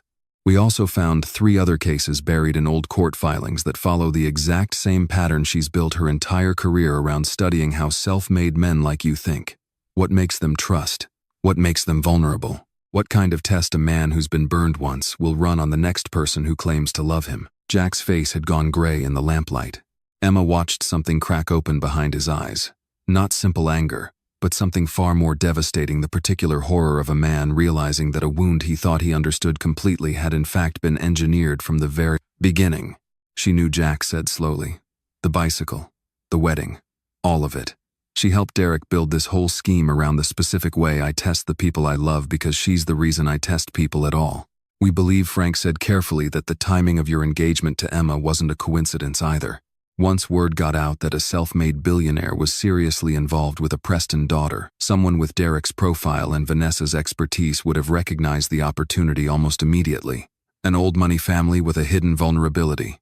A billionaire fiancé known for guarding his wealth obsessively, likely to be distracted and off balance during a dramatic public wedding. It's close to a perfect environment for exactly the kind of fraud Derek executed. Emma sank slowly into the chair across from the desk, her mind reeling backward through every moment of the past 2 days. Vanessa's cool, deliberate smile on the porch, the way her eyes had moved over the farmhouse like she was cataloging it, the pointed comment as she left, "He's not as simple as he looks standing on that porch." Not a threat born of jealousy, a threat born of calculation, precise and cold. The closing move of a plan set in motion months before Emma had ever spilled coffee across a table in a downtown diner. "She used what I told her," Jack said, his voice barely holding together now. "About the wall I built. About needing to test people. She used my own wound as the blueprint for the con." He pressed the heel of his hand hard against his eyes, and for a moment Emma saw beneath the billionaire, beneath the careful composure that had carried him through a lifetime of hard rooms, the same devastated 26-year-old man who had once woken up to frost on the inside of a rented window and a fiancé's silence where love was supposed to be. There was a pause on the line, and when Frank spoke again, his voice had gone even more careful, as though he were bracing to deliver something heavier still. "Sir, there's one more thing you need to know before the morning." Jack straightened. "Say it." "When we traced the flow of confidential information Vanessa used to build this scheme, some of it wasn't public. Cash flow reports, contracts at risk, internal figures on the true value of Coleman Construction that have never left the executive floor." Frank hesitated. "We ran it back through your own systems, sir. The leak wasn't outside your company, it came from inside it." The room seemed to tilt slightly around Jack. "Whose name is on it, Frank?" Another pause, longer this time. "Carol Whitman." Jack went completely still. Carol Whitman, his chief operating officer for 10 years, the woman who had helped him build the company up from a single rented office in a basement, the person he had trusted more than almost anyone else in his professional life, second only to Ray. He heard the name and felt something in his chest that was not quite anger and not quite grief, but some third thing entirely. A kind of vertigo reserved for the specific betrayal of someone standing far too close to be a stranger. "We found an email chain going back 5 years, Frank continued, his voice heavy now. "You passed her over for a partnership offer around that time, gave the position to an outside hire instead. According to the trail, she reached out to Vanessa not long after. Not for money, sir. The financial records don't show a payment large enough to explain it. It looks like resentment. She wanted to see the company falter, wanted proof that you couldn't actually trust anyone, even the people closest to you." Emma watched her husband absorb the words in complete silence, watched the particular stillness of a man discovering that the ground beneath one of the last relationships he still believed to be solid had never been solid at all. This was somehow worse than what he had learned about Vanessa. Vanessa had always been outside the walls he built. Carol had been standing inside them for a decade, close enough to touch, close enough to be handed the keys to nearly everything he had built. 10 years, Jack said finally, so quietly, Emma almost missed it. 10 years, and I never once questioned her. "I'm sorry, sir," Frank said. "I know what she meant to the company, what she meant to you." Jack set the phone down slowly on the desk and stood in the lamplight for a long moment, saying nothing at all. Emma rose from the chair and crossed the room to him, wrapping her arms around him from the side, feeling the tension in his shoulders like something wound tight enough to snap. "You don't have to figure out what to feel about this tonight," she said quietly. "I built this company on the idea that if I worked hard enough, if I was careful enough, nobody could take from me the way they took from my father," Jack said, his voice hollow. "And it turns out the person closest to me at the top of it was quietly handing pieces of it away for years for no better reason than her own wounded pride." He shook his head slowly. "I don't know how many more people I trust are going to turn out to be strangers, Emma." "I'm not," Emma said, simply tightening her arms around him. "Whatever else you find out tomorrow, whoever else disappoints you before this is over, I need you to remember that." Jack turned in her arms and looked at her for a long moment in the dim light of the office, the exhaustion and betrayal of the last 2 days visible plainly on his face, and something in him, some small and stubborn part that had survived every winter, every broken promise, every wall he had ever built, to keep himself safe, held on to the one thing in the room that had not yet given him a single reason to doubt it. "I know," he said finally. "I know." Outside, the crickets had gone quiet, and somewhere far off toward the city, a storm that had been building all evening finally broke the first low roll of thunder, reaching the farmhouse windows just as the lamp on Jack's desk flickered once and steadied again. Morning came heavy and gray over the farmhouse storm clouds still hanging low against the tree line, and Jack had not slept. Emma found him still in the office when she came downstairs before dawn. The desk lamp burned down to a dim amber glow, 3 empty coffee mugs lined along the edge of the desk like small monuments to a sleepless night. "You didn't come to bed," she said quietly, standing in the doorway. "I had some things to work through," Jack said. He didn't elaborate, and Emma, sensing the particular weight in his silence, didn't push. What he didn't tell her yet was that Frank had called back twice more before sunrise, each time with something new pulled from the same forensic sweep that had uncovered Carol. The second call had landed harder than the first, though not in the way Jack expected. It hadn't been another stranger's name on the page. It had been Ray's. Frank had found 6 weeks of contact between Ray Dawson and Derek Hayes' phone records, a handful of brief messages. Nothing that read as damning on its own, but enough of a pattern that it could not be explained away as coincidence. Jack had sat with that information alone in the dark for most of the night, turning it over the way a man turns over a stone he is afraid to look underneath. Ray arrived at the farmhouse just after 9, his truck rolling slowly up the gravel, his face pale and drawn, in a way Jack had never seen on him before, not even during the worst years of building the company from nothing. He stepped out of the truck already bracing for something, and Emma, watching from the kitchen window, understood, before either man said a word, that whatever was about to happen inside this house would not be simple. "I came to say I'm resigning," Ray said before Jack could speak, standing in the middle of the kitchen with his hat still in his hands. His voice was flat, rehearsed, the voice of a man who had clearly practiced these words the entire drive over. "From the company, from all of it. You don't have to fire me, Jack. I'll go quietly. I just wanted to look you in the eye one more time and tell you I'm sorry. Really sorry. Not the kind of sorry that's trying to save my job. The kind that's just true."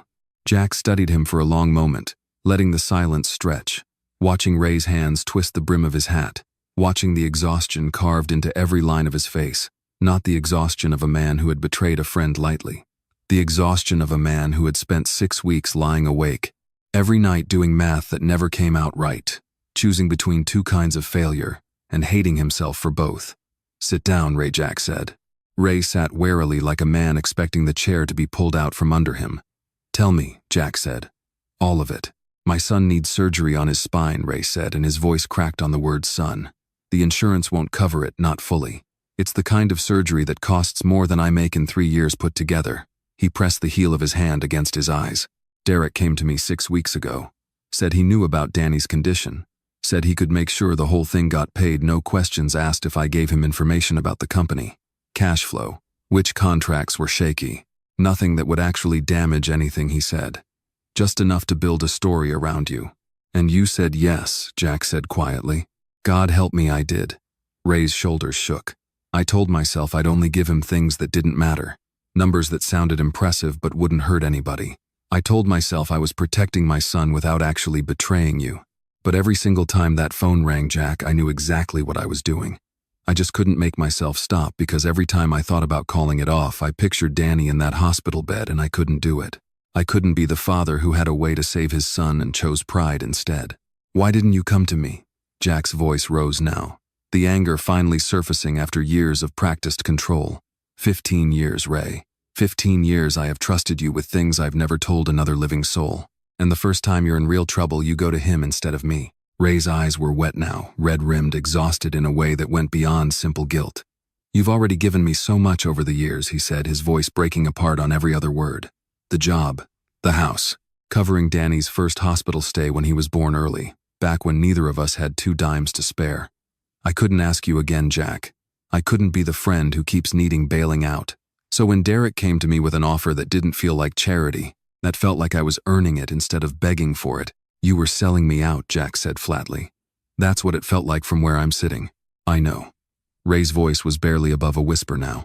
"I know, and I hate myself for it, and I have hated myself every single day since that first phone call. I never gave him anything that could truly hurt you, Jack. I swear on my son's life, but I know that doesn't make it right. I know I broke something between us that might not fix." He put his face in his hands again, his big shoulders shaking with something that looked unmistakably like real grief. "I was so scared, man. I was so scared of losing him, and I didn't know any other way to save him. The kitchen fell silent, except for the low hum of the refrigerator and the distant rumble of the storm still moving off toward the hills. Emma stood quietly near the counter, watching her husband absorb this second betrayal in as many days, and she saw something shift behind his eyes, not the cold, controlled fury he had carried the night before over Carol, but something older, softer, closer to recognition than to rage. Jack thought of his own father sitting at a kitchen table decades ago, choosing propane over a doctor's visit, weeping quietly because there had been no good choice at all. Only two bad ones and a child who needed him to pick faster than his conscience wanted to allow. He understood desperation. He had lived inside it long enough to know exactly what it did to a man's judgment, and he understood sitting across from his oldest friend now, that the line between loyalty and desperation was far thinner than he had ever let himself believe. "How much?" Jack said, finally not looking up. "Does the surgery cost?" Ray looked up, startled by the question. "Jack, I'm not asking you to. I didn't ask if you were asking," Jack said. "I asked how much." Ray told him the number, his voice barely audible, shame written into every syllable. Jack nodded once slowly and rose from the table without another word, crossing to the small office, where his laptop still sat open from the night before. Emma followed him with her eyes but said nothing, understanding somehow that this was not a moment that needed her interference. He was gone only a few minutes. When he returned to the kitchen, his voice had lost its earlier edge entirely. "Go home," Jack said. "Go home to your family. We'll talk again tomorrow." Ray rose slowly, hesitated at the door as though there were a dozen more things he wanted to say and no way to say any of them, and finally left without another word, his footsteps heavy and slow across the porch boards. The call came the following morning just after 8 from a hospital administrator in Nashville, confirming that the outstanding balance on Danny Dawson's spinal surgery, past, present, and every session of physical therapy through the end of the year had been settled in full, routed, anonymously, through a private family trust that carried no trace of Jack Coleman's name anywhere in the paperwork. Ray called an hour later, his voice completely undone. Jack, I can't let you do this, not after what You didn't ask me to," Jack said simply. "That's the point." He was quiet a moment, before continuing, his voice roughened with something Emma, sitting close beside him with her hand resting on his arm, recognized now as the particular tenderness of a man extending to someone else, the grace he had never once received himself. "You didn't come to me because you were ashamed of needing help, Ray. You thought 15 years of friendship came with some kind of ceiling, some limit on how many times a man's allowed to be desperate before the people who love him get tired of catching him. That's on me too, some of it. I built a wall around this money a long time ago, because I was scared of exactly what happened with Vanessa and Carol, people wanting something from me instead of wanting me. But somewhere in building that wall, I think I made you feel like you couldn't come to me with the one thing that actually mattered. Your son. That's not a mistake I'm willing to keep making." On the other end of the line, Ray's voice broke apart entirely, and for a long moment neither man said anything at all, the silence between them carrying more weight and more forgiveness than either of them had words left to offer. It was, Emma thought, watching her husband's face soften for the first time since the storm of betrayals had begun 2 days earlier. The truest thing she had learned about Jack Coleman since the moment she first met him spilling coffee across a table in a small downtown diner. He did not love the way most men she had known loved, cautiously, conditionally, keeping score. He loved the way a man loves who has spent a lifetime terrified of being unworthy of love himself, and had decided, somewhere along the way, that the only answer to that fear was to give more of it away than anyone had ever thought to give him. The Coleman construction headquarters rose 11 stories above downtown Nashville, its glass facade catching the pale morning light in sheets of gold, and Jack arrived before the building had fully woken. He had not slept more than 3 hours since Ray's confession, and the exhaustion showed in the set of his jaw, in the way his hand lingered a moment too long on the elevator button before he pressed it. Carol Whitman's office sat on the top floor at the end of a hallway lined with photographs charting the company's rise. The earliest image, a grainy shot of a single half-finished duplex, the timestamp barely legible; the most recent, a sweeping aerial photograph of a development the size of a small town. Jack had walked that hallway 1,000 times without really seeing it. This morning every photograph felt like an accusation. Carol was already at her desk when he arrived, dressed in the same sharp, understated style she had worn for 10 years, her silver-streaked hair pulled back in the same practical knot. She looked up when he entered, and something in her face told Jack before either of them spoke that she already knew why he had come. "Close the door," Jack said. She did, her hands steady, though Jack noticed the faint tremor in them as she returned to her chair. 10 years, Carol. His voice was quiet, controlled, and somehow that made it worse than shouting would have. I trusted you with more of this company than I trusted anyone except Ray. I trusted you with the numbers nobody else was allowed to see. I trusted you when the banks wouldn't, when nobody in this city thought a man who used to ride a bicycle to job sites had any business building an empire. Carol did not look away. There was something almost like relief in her expression, the particular relief of a person who has spent years carrying a secret and has finally been asked to set it down. You gave the partnership to an outside hire, she said, her voice steady, despite everything. 5 years ago. I had built half of what this company is by then, Jack. I had earned that seat, and you brought in someone from outside because what was it you told me? Because you wanted fresh perspective at the top. I sat in that meeting and smiled and congratulated him. And I went home that night and understood for the first time in my career exactly how replaceable I was to you, no matter how much I had given this place. So you decided to burn it down instead of asking me to reconsider, Jack said. You went to a woman I hadn't spoken to in 10 years and handed her everything she needed to destroy the thing we built together. I didn't think it would go this far. For the first time, Carol's composure cracked just slightly at the edges. I gave her small things at first, numbers that made us look more fragile than we were. I told myself I only wanted you to feel once what it was like to have the ground shift under you the way it shifted under me that day. I didn't know about Derek. I didn't know about the forged documents about Robert Preston, about any of it. I swear to you, Jack, I never intended for anyone outside this company to actually get hurt. You handed a knife to a woman you knew hated me, Jack said, his voice rising now for the first time. What did you think she was going to do with it? Admire it? Carol had no answer for that. She sat very still, her hands folded on the desk in front of her, and for a long moment, neither of them said anything at all, the silence in the room, broken only by the faint hum of the city 11 stories below. I want you to understand something, Jack said finally, his voice dropping back into something quieter, colder. I built this company out of nothing because I refused to let another man's carelessness cost my family anything ever again.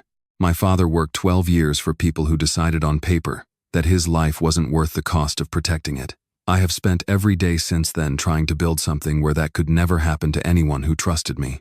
And you, the person I trusted most after Ray decided my carelessness deserved to be punished by putting my entire company and an innocent family at risk. I know, Carol said quietly. I have known it for months, Jack. I just didn't know how to stop it once it started. You're terminated effective immediately, Jack said. I won't pursue criminal charges if you cooperate fully with the investigation into Derek and Vanessa's dealings, not because you deserve the mercy, Carol, but because I don't want to spend one more hour of my life on your bitterness than I already have. He paused at the door, his hand resting on the frame. I hope someday you figure out how to ask for what you actually need from people, instead of punishing them for not reading your mind. He left her sitting alone in the office that had been hers for 10 years and did not look back. That evening, back at the farmhouse, Emma found him standing on the porch watching the last light drain out of the sky over the tree line. She came and stood beside him without a word, and for a long time neither of them spoke. I keep thinking about something my father used to say, Jack said finally. Before all of this, before any of it, he used to say that a man finds out who he really is by watching what he does after he's been wronged, not before. He shook his head slowly. I thought firing Carol would feel like winning something. It doesn't. It just feels like one more person I loved deciding I wasn't worth trusting with the truth. You didn't do anything to deserve what she did, Emma said. Maybe not, Jack said. But I built a company on the idea that if I never let anyone see me as weak, nobody could ever take advantage of that weakness the way Robert Preston took advantage of my father's. And somewhere along the way that turned into a habit of never letting the people closest to me feel like they mattered enough to be told the truth about anything. He looked over at her, his eyes tired but clear. You already taught me that lesson once in this kitchen, 2 days after our wedding. I just didn't expect to have to learn it 3 more times in 1 week. Emma reached for his hand, lacing her fingers through his, the way she had done every night since the wedding. A small gesture that had already become in barely more than 72 hours, the single thing that made the ground feel solid. Beneath them both, there's still Kayla, she said quietly. Still my father. Still whatever Derek and Vanessa are planning next. I don't think this week is finished with us yet. No, Jack agreed, looking out at the darkening tree line at the storm clouds still gathered faintly on the horizon like something patient biding its time. I don't think it is either.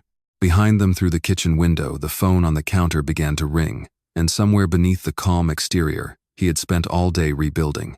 Jack felt something tighten low in his chest, The old familiar instinct of a man who had learned a long time ago that quiet evenings rarely stayed. Quiet for long when there was still a debt left unpaid, a truth left unspoken, and a gala only days away, where every one of these threads would finally be pulled taut enough to break. The night before the gala, Frank arrived at the farmhouse with a folder Jack had not asked for, driving out through a light rain that had been falling on and off since sundown.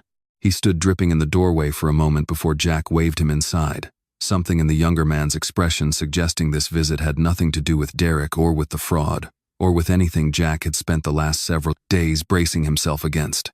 "Sir, you need to see this before tomorrow night," Frank said, setting the folder on the kitchen table. "I wasn't looking for it. It came up while we were pulling old Preston family financial records for the fraud case, going back further than we needed to, trying to be thorough. I almost didn't open it. I'm glad I did." Jack opened the folder slowly, Emma standing close beside him, her hand resting lightly on his shoulder the way it had every time these last few days had asked something new and heavy of him.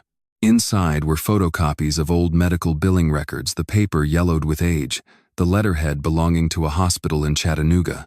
Jack's eyes moved down the page before recognition hit him somewhere behind the ribs. His mother's name, Margaret Coleman. A diagnosis of breast cancer stage 2 dated the same year. Jack had turned 22, the same terrible stretch of months. He remembered mostly as a blur of double shifts and sleepless nights trying to hold together a family that had already lost its father, and now stood on the edge of losing its mother too.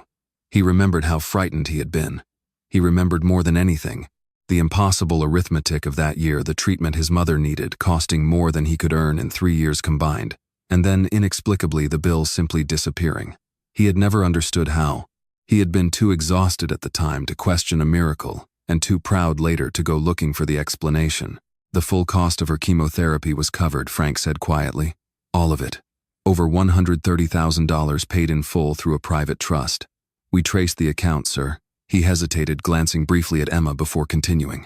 "It belonged to Eleanor Preston." Jack looked up sharply. "Robert's mother." Harlan Preston's wife, Frank confirmed. "According to a personal journal we found archived among the family's estate papers, the investigators pulled it as part of the broader document review. Eleanor knew exactly what her husband had done to your father.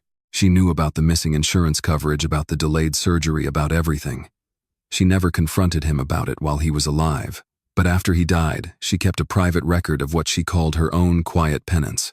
When she heard through channels none of us have fully traced yet that Daniel Coleman's widow had been diagnosed with cancer, she set up the trust herself, made certain no name was ever attached to it, and paid every cent without a single word to anyone in her own family."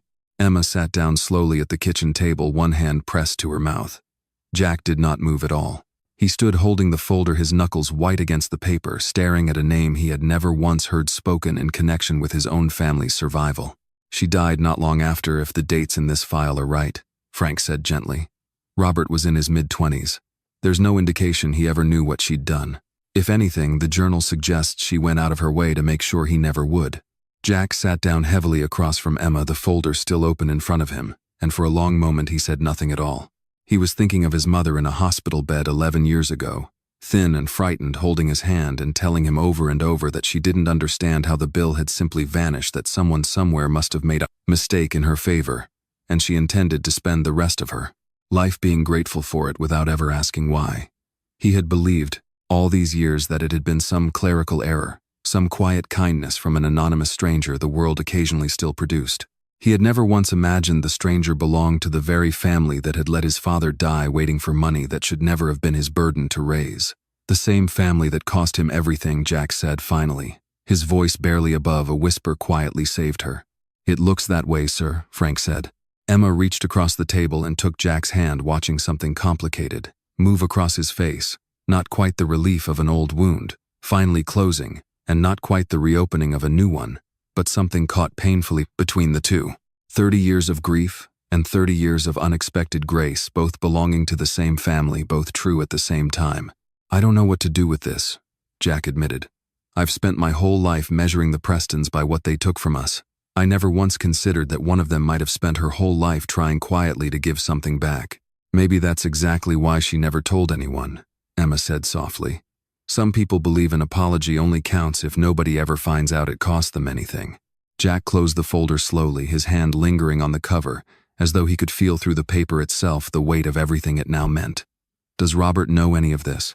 There's no record that he does, Frank said. Eleanor's journal makes it fairly clear she intended to carry the whole thing to her grave. If it weren't for tomorrow's gala pulling us this deep into the family's financial history, none of us would know it either.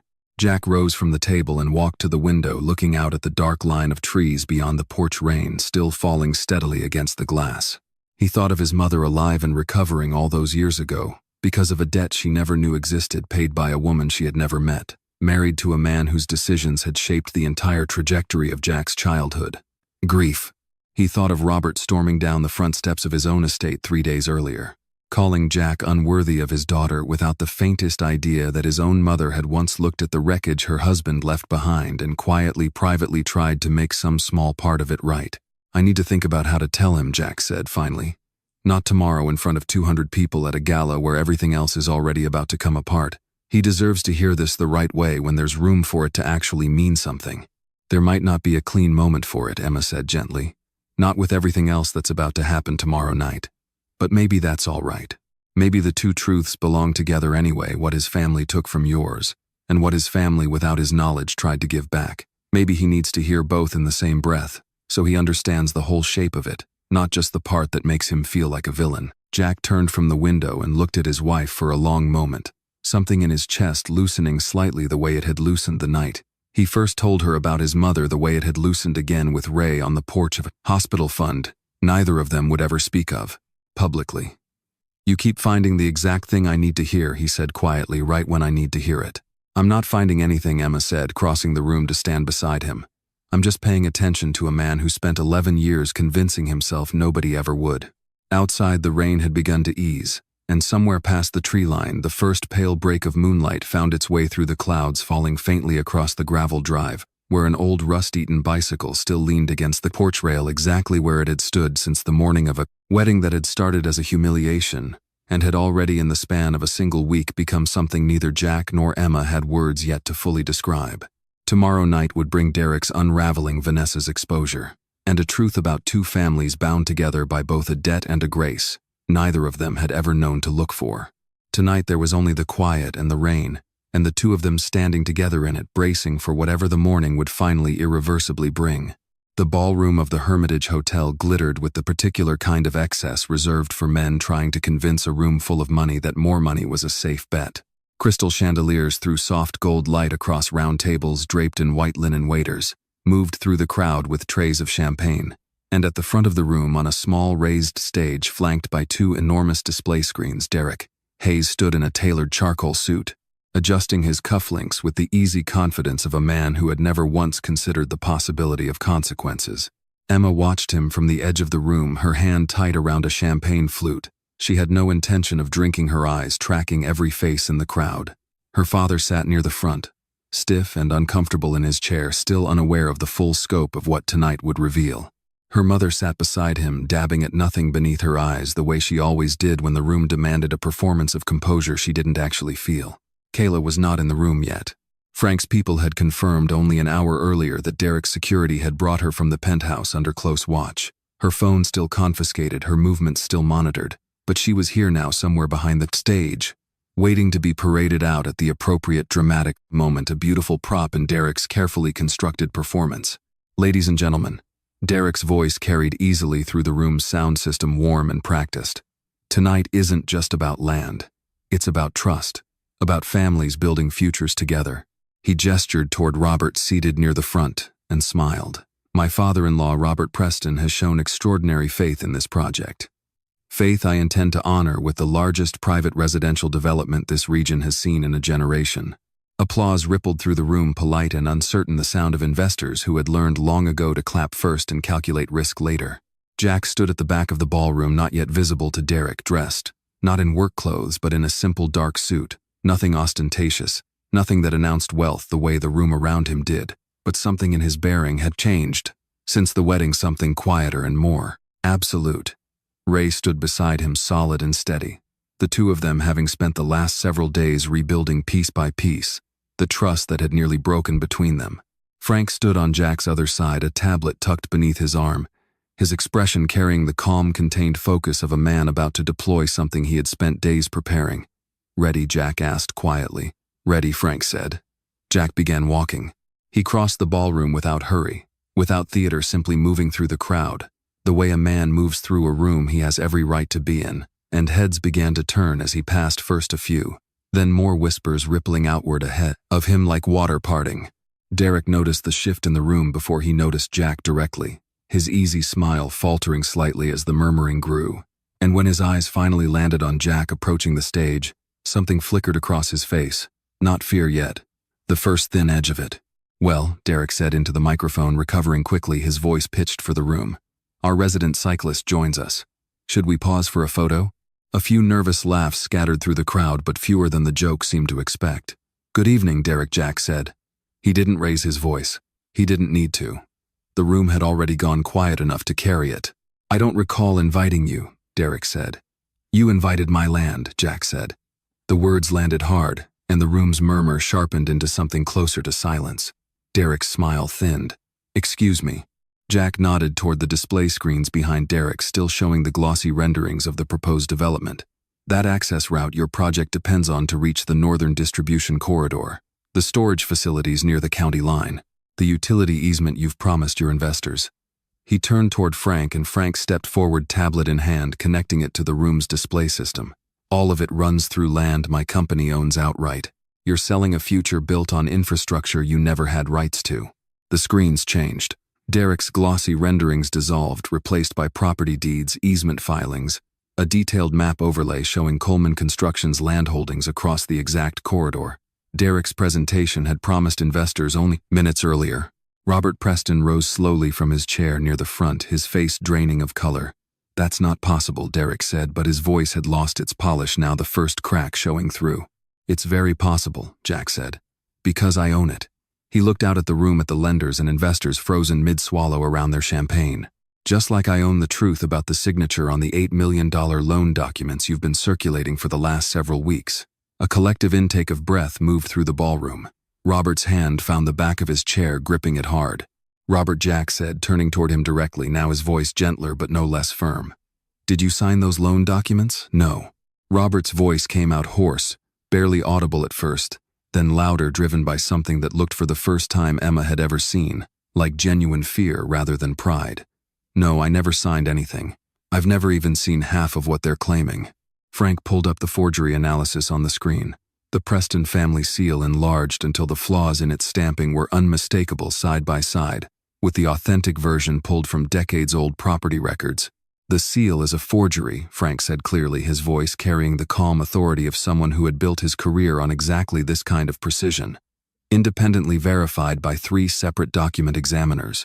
Mr. Preston's actual signature does not match the documents Mr. Hayes has used to secure loans from at least 4 private lending institutions represented in this room tonight." An older man near the front, one of the lenders, Emma realized, watching his face go rigid with dawning alarm, stood abruptly. "Mr. Hayes, you told us this project had the Preston family's full financial backing." "It does," Derek said quickly, too quickly, sweat beginning to show along his hairline despite the ballroom's careful climate control. "This is a misunderstanding, a family dispute that has nothing to do with—" "Where is my daughter?" Robert's voice cut through the room like a blade, and something in it made even Derek flinch. There was a pause, and then Kayla appeared from behind the stage curtain, one of Frank's security personnel, walking discreetly beside her, not restraining her, but clearly having made sure in the confusion of the last several minutes that no one else could stop her from coming forward. She looked pale, exhausted, her dress hanging slightly loose on a frame that had visibly thinned over the last several days. "Kayla." Diane rose from her seat, one hand pressed to her mouth. Kayla didn't look at her mother first.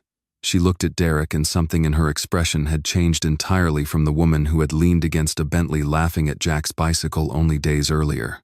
"He took my phone," Kayla said, her voice shaking but clear enough to carry across the silent ballroom. "Days ago. He told me not to call anyone, said it was for my own protection, said the family's reputation depended on me staying quiet until the deal closed." She looked at her father. "I didn't know about the forged papers, Daddy. I swear I didn't know. But I knew something was wrong. I just didn't know how to get out." Derek's composure finally shattered. "Kayla, don't."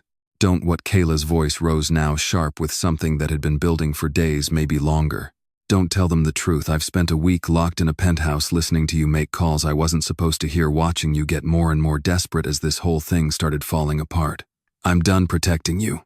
The room had gone electric now, whispers rising into open murmurs, several lenders already reaching for their phones, and Jack watched Derek's face cycle through calculation and panic in equal measure, watched him search the crowd for some avenue of escape that clearly wasn't there. "There's one more thing," Jack said, and something in his tone made the room quiet again immediately. "The consulting firm that structured this entire fraud, the one that advised Mr. Hayes on exactly how to forge the seal, exactly which lenders would move too fast to verify signatures properly, exactly how to time all of it around a wedding to minimize scrutiny." Frank pulled up the final document, the ownership records for Cole Strategic Advisors, Vanessa's name printed clearly at the top. A woman near the back of the ballroom rose sharply from her chair, her face draining of its careful composure as every head in the room turned toward her. "Vanessa Cole," Jack said, and his voice for the first time all evening carried something raw beneath its steadiness, not triumph, but the exhausted, hard-won clarity of a man finally speaking directly to a wound that had shaped a decade of his life.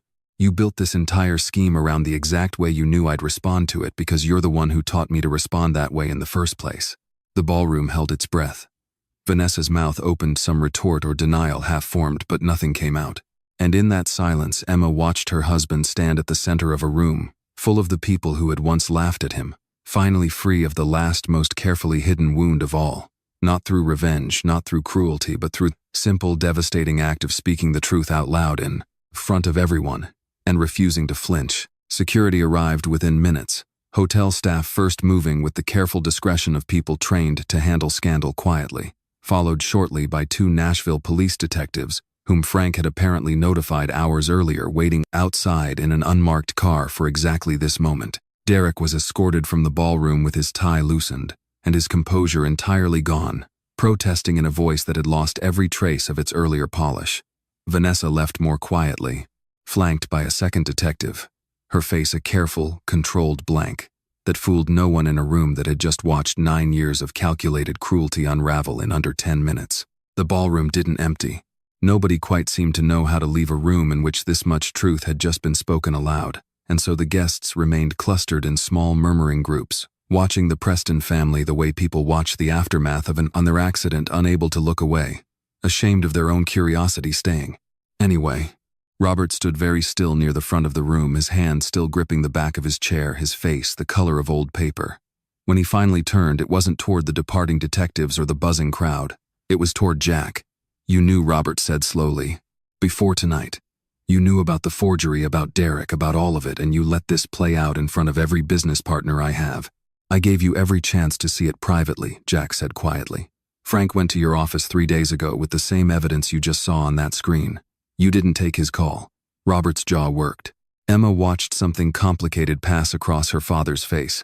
Not quite the fury she'd expected, but something closer to the exhausted collapse of a man who had spent so many years mistaking pride for strength that he no longer entirely knew the difference. "Why?" Robert said finally, his voice rough. "Would you go to this much trouble for a family that disowned your wife 3 days ago?" Jack was quiet for a moment, and Emma saw him glance toward her, a brief, steadying look before he answered. "Because your daughter asked me to," he said.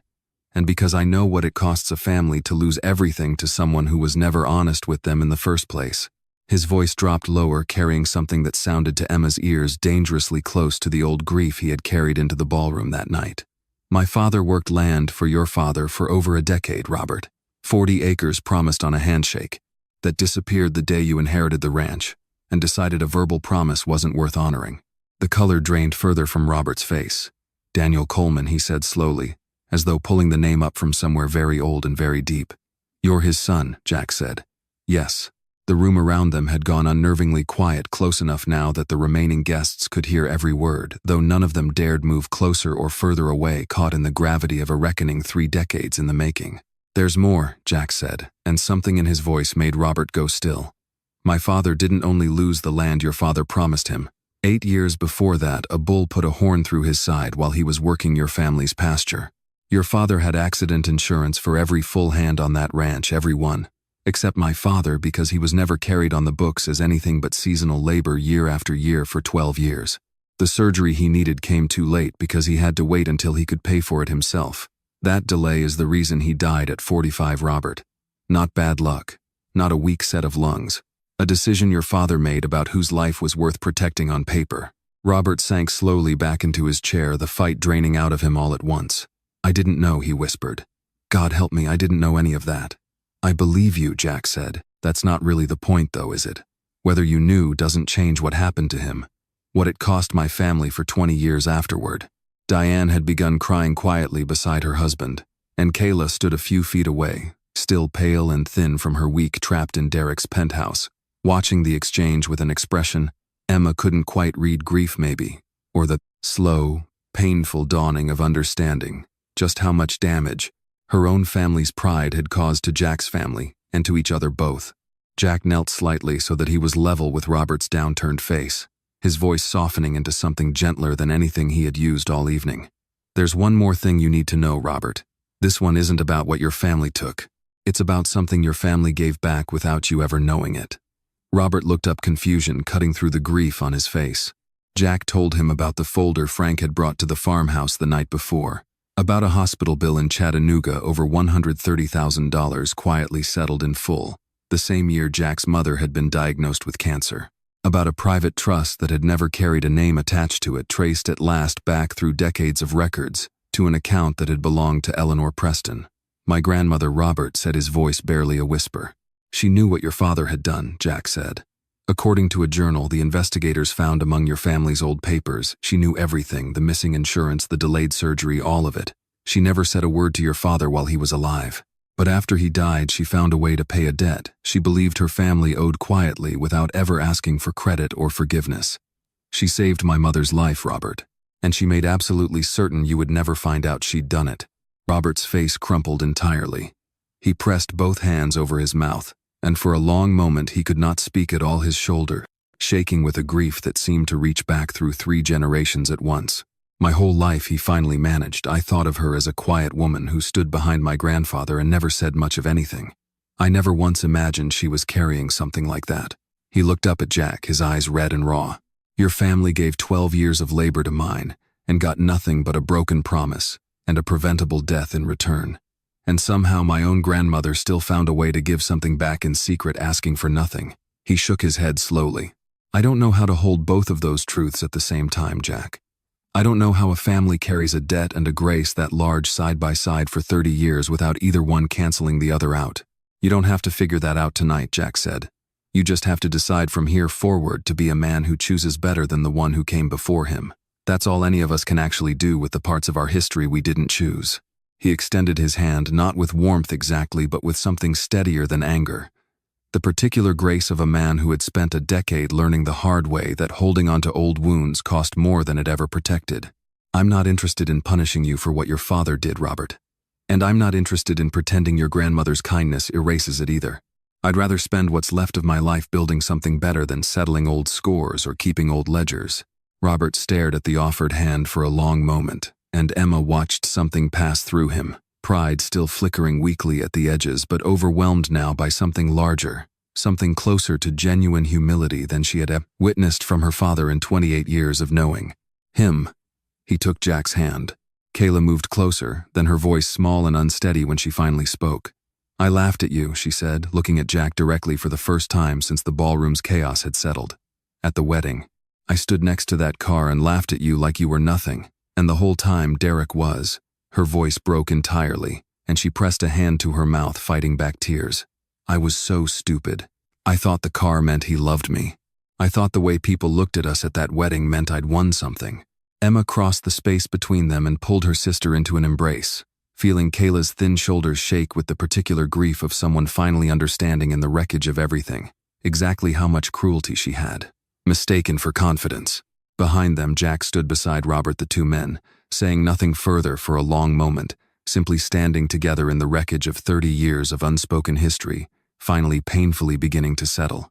Ray watched from a few feet away, his own eyes wet, having spent the last week rebuilding his own broken trust with Jack, and understanding perhaps better than anyone else in that ballroom exactly how much courage it took for wounded men to choose reconciliation over resentment. The ballroom slowly began to empty around them, the scandal already destined to become the story, Every person in that room would tell for years afterward, but none of that mattered now to the small cluster of people standing near the stage. Two families broken and rebuilt in the space of a single devastating cathartic evening, choosing deliberately and painfully to walk forward together instead of carrying their separate griefs alone. The garden behind the small church in Franklin held none of the crystal or the string quartets that had once been promised for a wedding in a marble courtyard. There was only wildflowers growing in loose, unstructured clusters along a low wooden fence, paper lanterns strung between two old oak trees, and the same rust-eaten bicycle ribbon tied loosely around its handlebars leaning near the entrance where everyone arriving could see it plainly. Nobody had asked Jack to bring it. He had simply ridden it there himself the way he always did, and left it standing in view, no longer a symbol of a test he needed to run on anyone but something closer to a monument. A reminder of exactly where he had started, kept close now, not out of fear but out of gratitude. But there was something in the front row that no one attending had expected to see. An older woman sat there in a wheelchair, her hair silver white, a worn handkerchief folded carefully in her lap. Jack had driven out to Chattanooga himself the evening before, sat beside her bed for the better part of an hour, and said out loud for the first time in 11 years everything he had never found the courage to say. That he understood her grief the day his father died. That he had carried her words longer than she ever meant for him to carry them. That he needed her there, in the front row on the most important day of his adult life. "Mom," Jack's voice caught as he wheeled her chair gently into place beside the aisle. "This is Emma. She's the one who taught me I didn't have to be perfect to deserve being loved." Margaret Coleman reached up and took Emma's hand in both of hers, tears sliding freely down a face lined with more than a decade of quiet regret.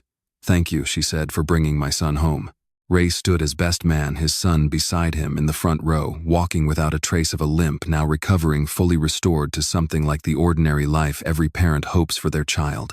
Robert and Diane sat a few rows back, dressed simply without the practiced polish of the wedding that had fallen apart in a gravel courtyard weeks earlier. Robert's hand rested on an old photograph tucked into his jacket pocket, the only portrait the family still had of Eleanor Preston, a grandmother. He was only now beginning to understand. Kayla sat beside her parents, her eyes softer, now steadier, carrying the particular weight of someone who had finally begun the slow work of becoming a better version of herself. When Emma appeared at the far end of the garden, there was no procession of attendants, no 600 roses flown in from a farm out west.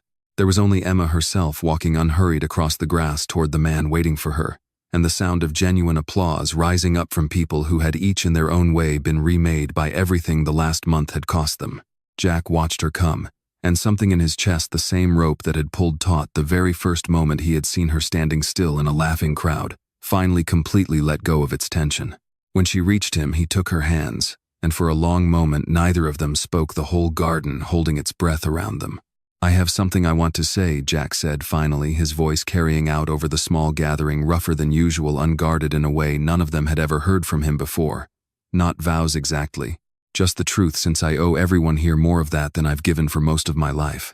He looked out at the small crowd, at Robert, at Ray, at his mother sitting quiet and steady in the front row, at the old bicycle visible through the trees at the edge of the garden.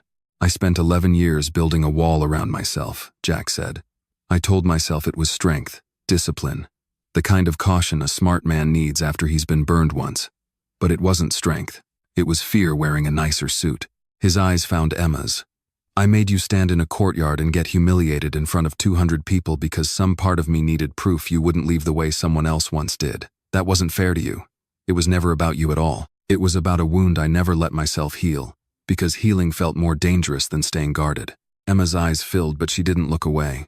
"You didn't just pass some test that day," Jack continued. "You taught me that love isn't supposed to be something you have to survive a trial to earn. It's supposed to be the thing that finally lets you stop bracing for the next blow." He glanced at his mother, whose hand had come up to rest gently against her chest. "And you, Mom, I let one bad night, one sentence spoken in grief, keep me from you for 11 years. I built an entire empire trying to prove I was strong enough, when all either of us ever needed was for me to come home." He turned finally to Robert, whose eyes had gone red and unashamed in a way that would have been unthinkable to the man standing on those hotel steps weeks earlier. "And to you, sir," Jack said. "I spent a long time thinking the only way to settle what your family took from mine was to prove I'd built something bigger than what I lost. I know now that isn't true. The only way any of us actually settle old debts is by choosing every single day afterward to be better than the wounds we were handed." The officiant stepped forward, then his voice steady and warm, carrying the same simple ceremony he had offered weeks before under far more chaotic circumstances. Do you, Jack Coleman, take this woman not to prove anything to anyone, not to settle any score, but simply because you choose her exactly as she is, for exactly who you are, to love her, protect her, and let her love heal what still needs healing? I do, Jack said. And this time there was no test buried anywhere inside the words. Only the truth of a man finally fully choosing to be known. And do you, Emma Preston Coleman, take this man knowing everything now, the wealth and the wounds, both to walk beside him for whatever comes? I do, Emma said, her voice breaking gently on the words, because I never needed the bicycle or 22 states of houses. I only ever needed him. When the officiant pronounced them married for the second time, the applause that rose up through the garden carried nothing of the polite uncertainty of a courtyard weeks before. It was full-throated, unguarded, the sound of people who had watched pride nearly destroy two families and had chosen deliberately to build something better out of the wreckage instead. Later, as the paper lanterns glowed gold against the darkening sky, Jack found Emma standing near the old bicycle, one hand resting lightly against its rusted frame. Any regrets, he asked quietly, coming to stand beside her. Emma shook her head slowly. Not one, she said. Not the humiliation, not the fear, not any of it. It brought us here. His mother's hand found his own a moment later, and Jack knelt beside her wheelchair in the fading light, resting his head briefly against her shoulder the way he had not allowed himself to do since he was a boy. For the first time in over a decade, standing in the quiet dark beside the bicycle that had once carried nothing but a frightened, hungry young man toward an uncertain future, he felt something settle inside him that had been missing for a very long time. He felt finally at home. If there is one thing this story leaves behind it, is this: real worth has never been measured by the vehicle a person arrives in, the size of their bank account, or the polish of their reputation. It is measured by the quiet things, the way a person treats someone who cannot repay them, the courage it takes to finally set down a test they never should have needed to run in the first place, and the willingness to walk back through a door they have avoided for years, simply because love is waiting patiently on the other side of it. Jack spent a lifetime building walls to protect himself from being hurt again, but it was only when he let those walls come down with Emma, with Ray, with his own mother, and finally with a family that had once wronged his, that he found the porter, healing he had been chasing all along. And Robert reminds us that the truth about who we come from is rarely simple. Sometimes the same family carries both a debt and a grace, and the only honest thing left to do is to hold both, and choose from that day forward to be someone worth the second chance. If this story moved you even a little, we would be so grateful if you hit that like button, share it with someone who needs a little hope today, and leave a comment below telling us which moment touched you the most. And if you haven't already, please subscribe to Voices of Auntie Rose, so you never miss the next story. There are so many more journeys of love, forgiveness, and quiet redemption still waiting to be told. Thank you so much for watching, until the very last word. We'll see you in the next video.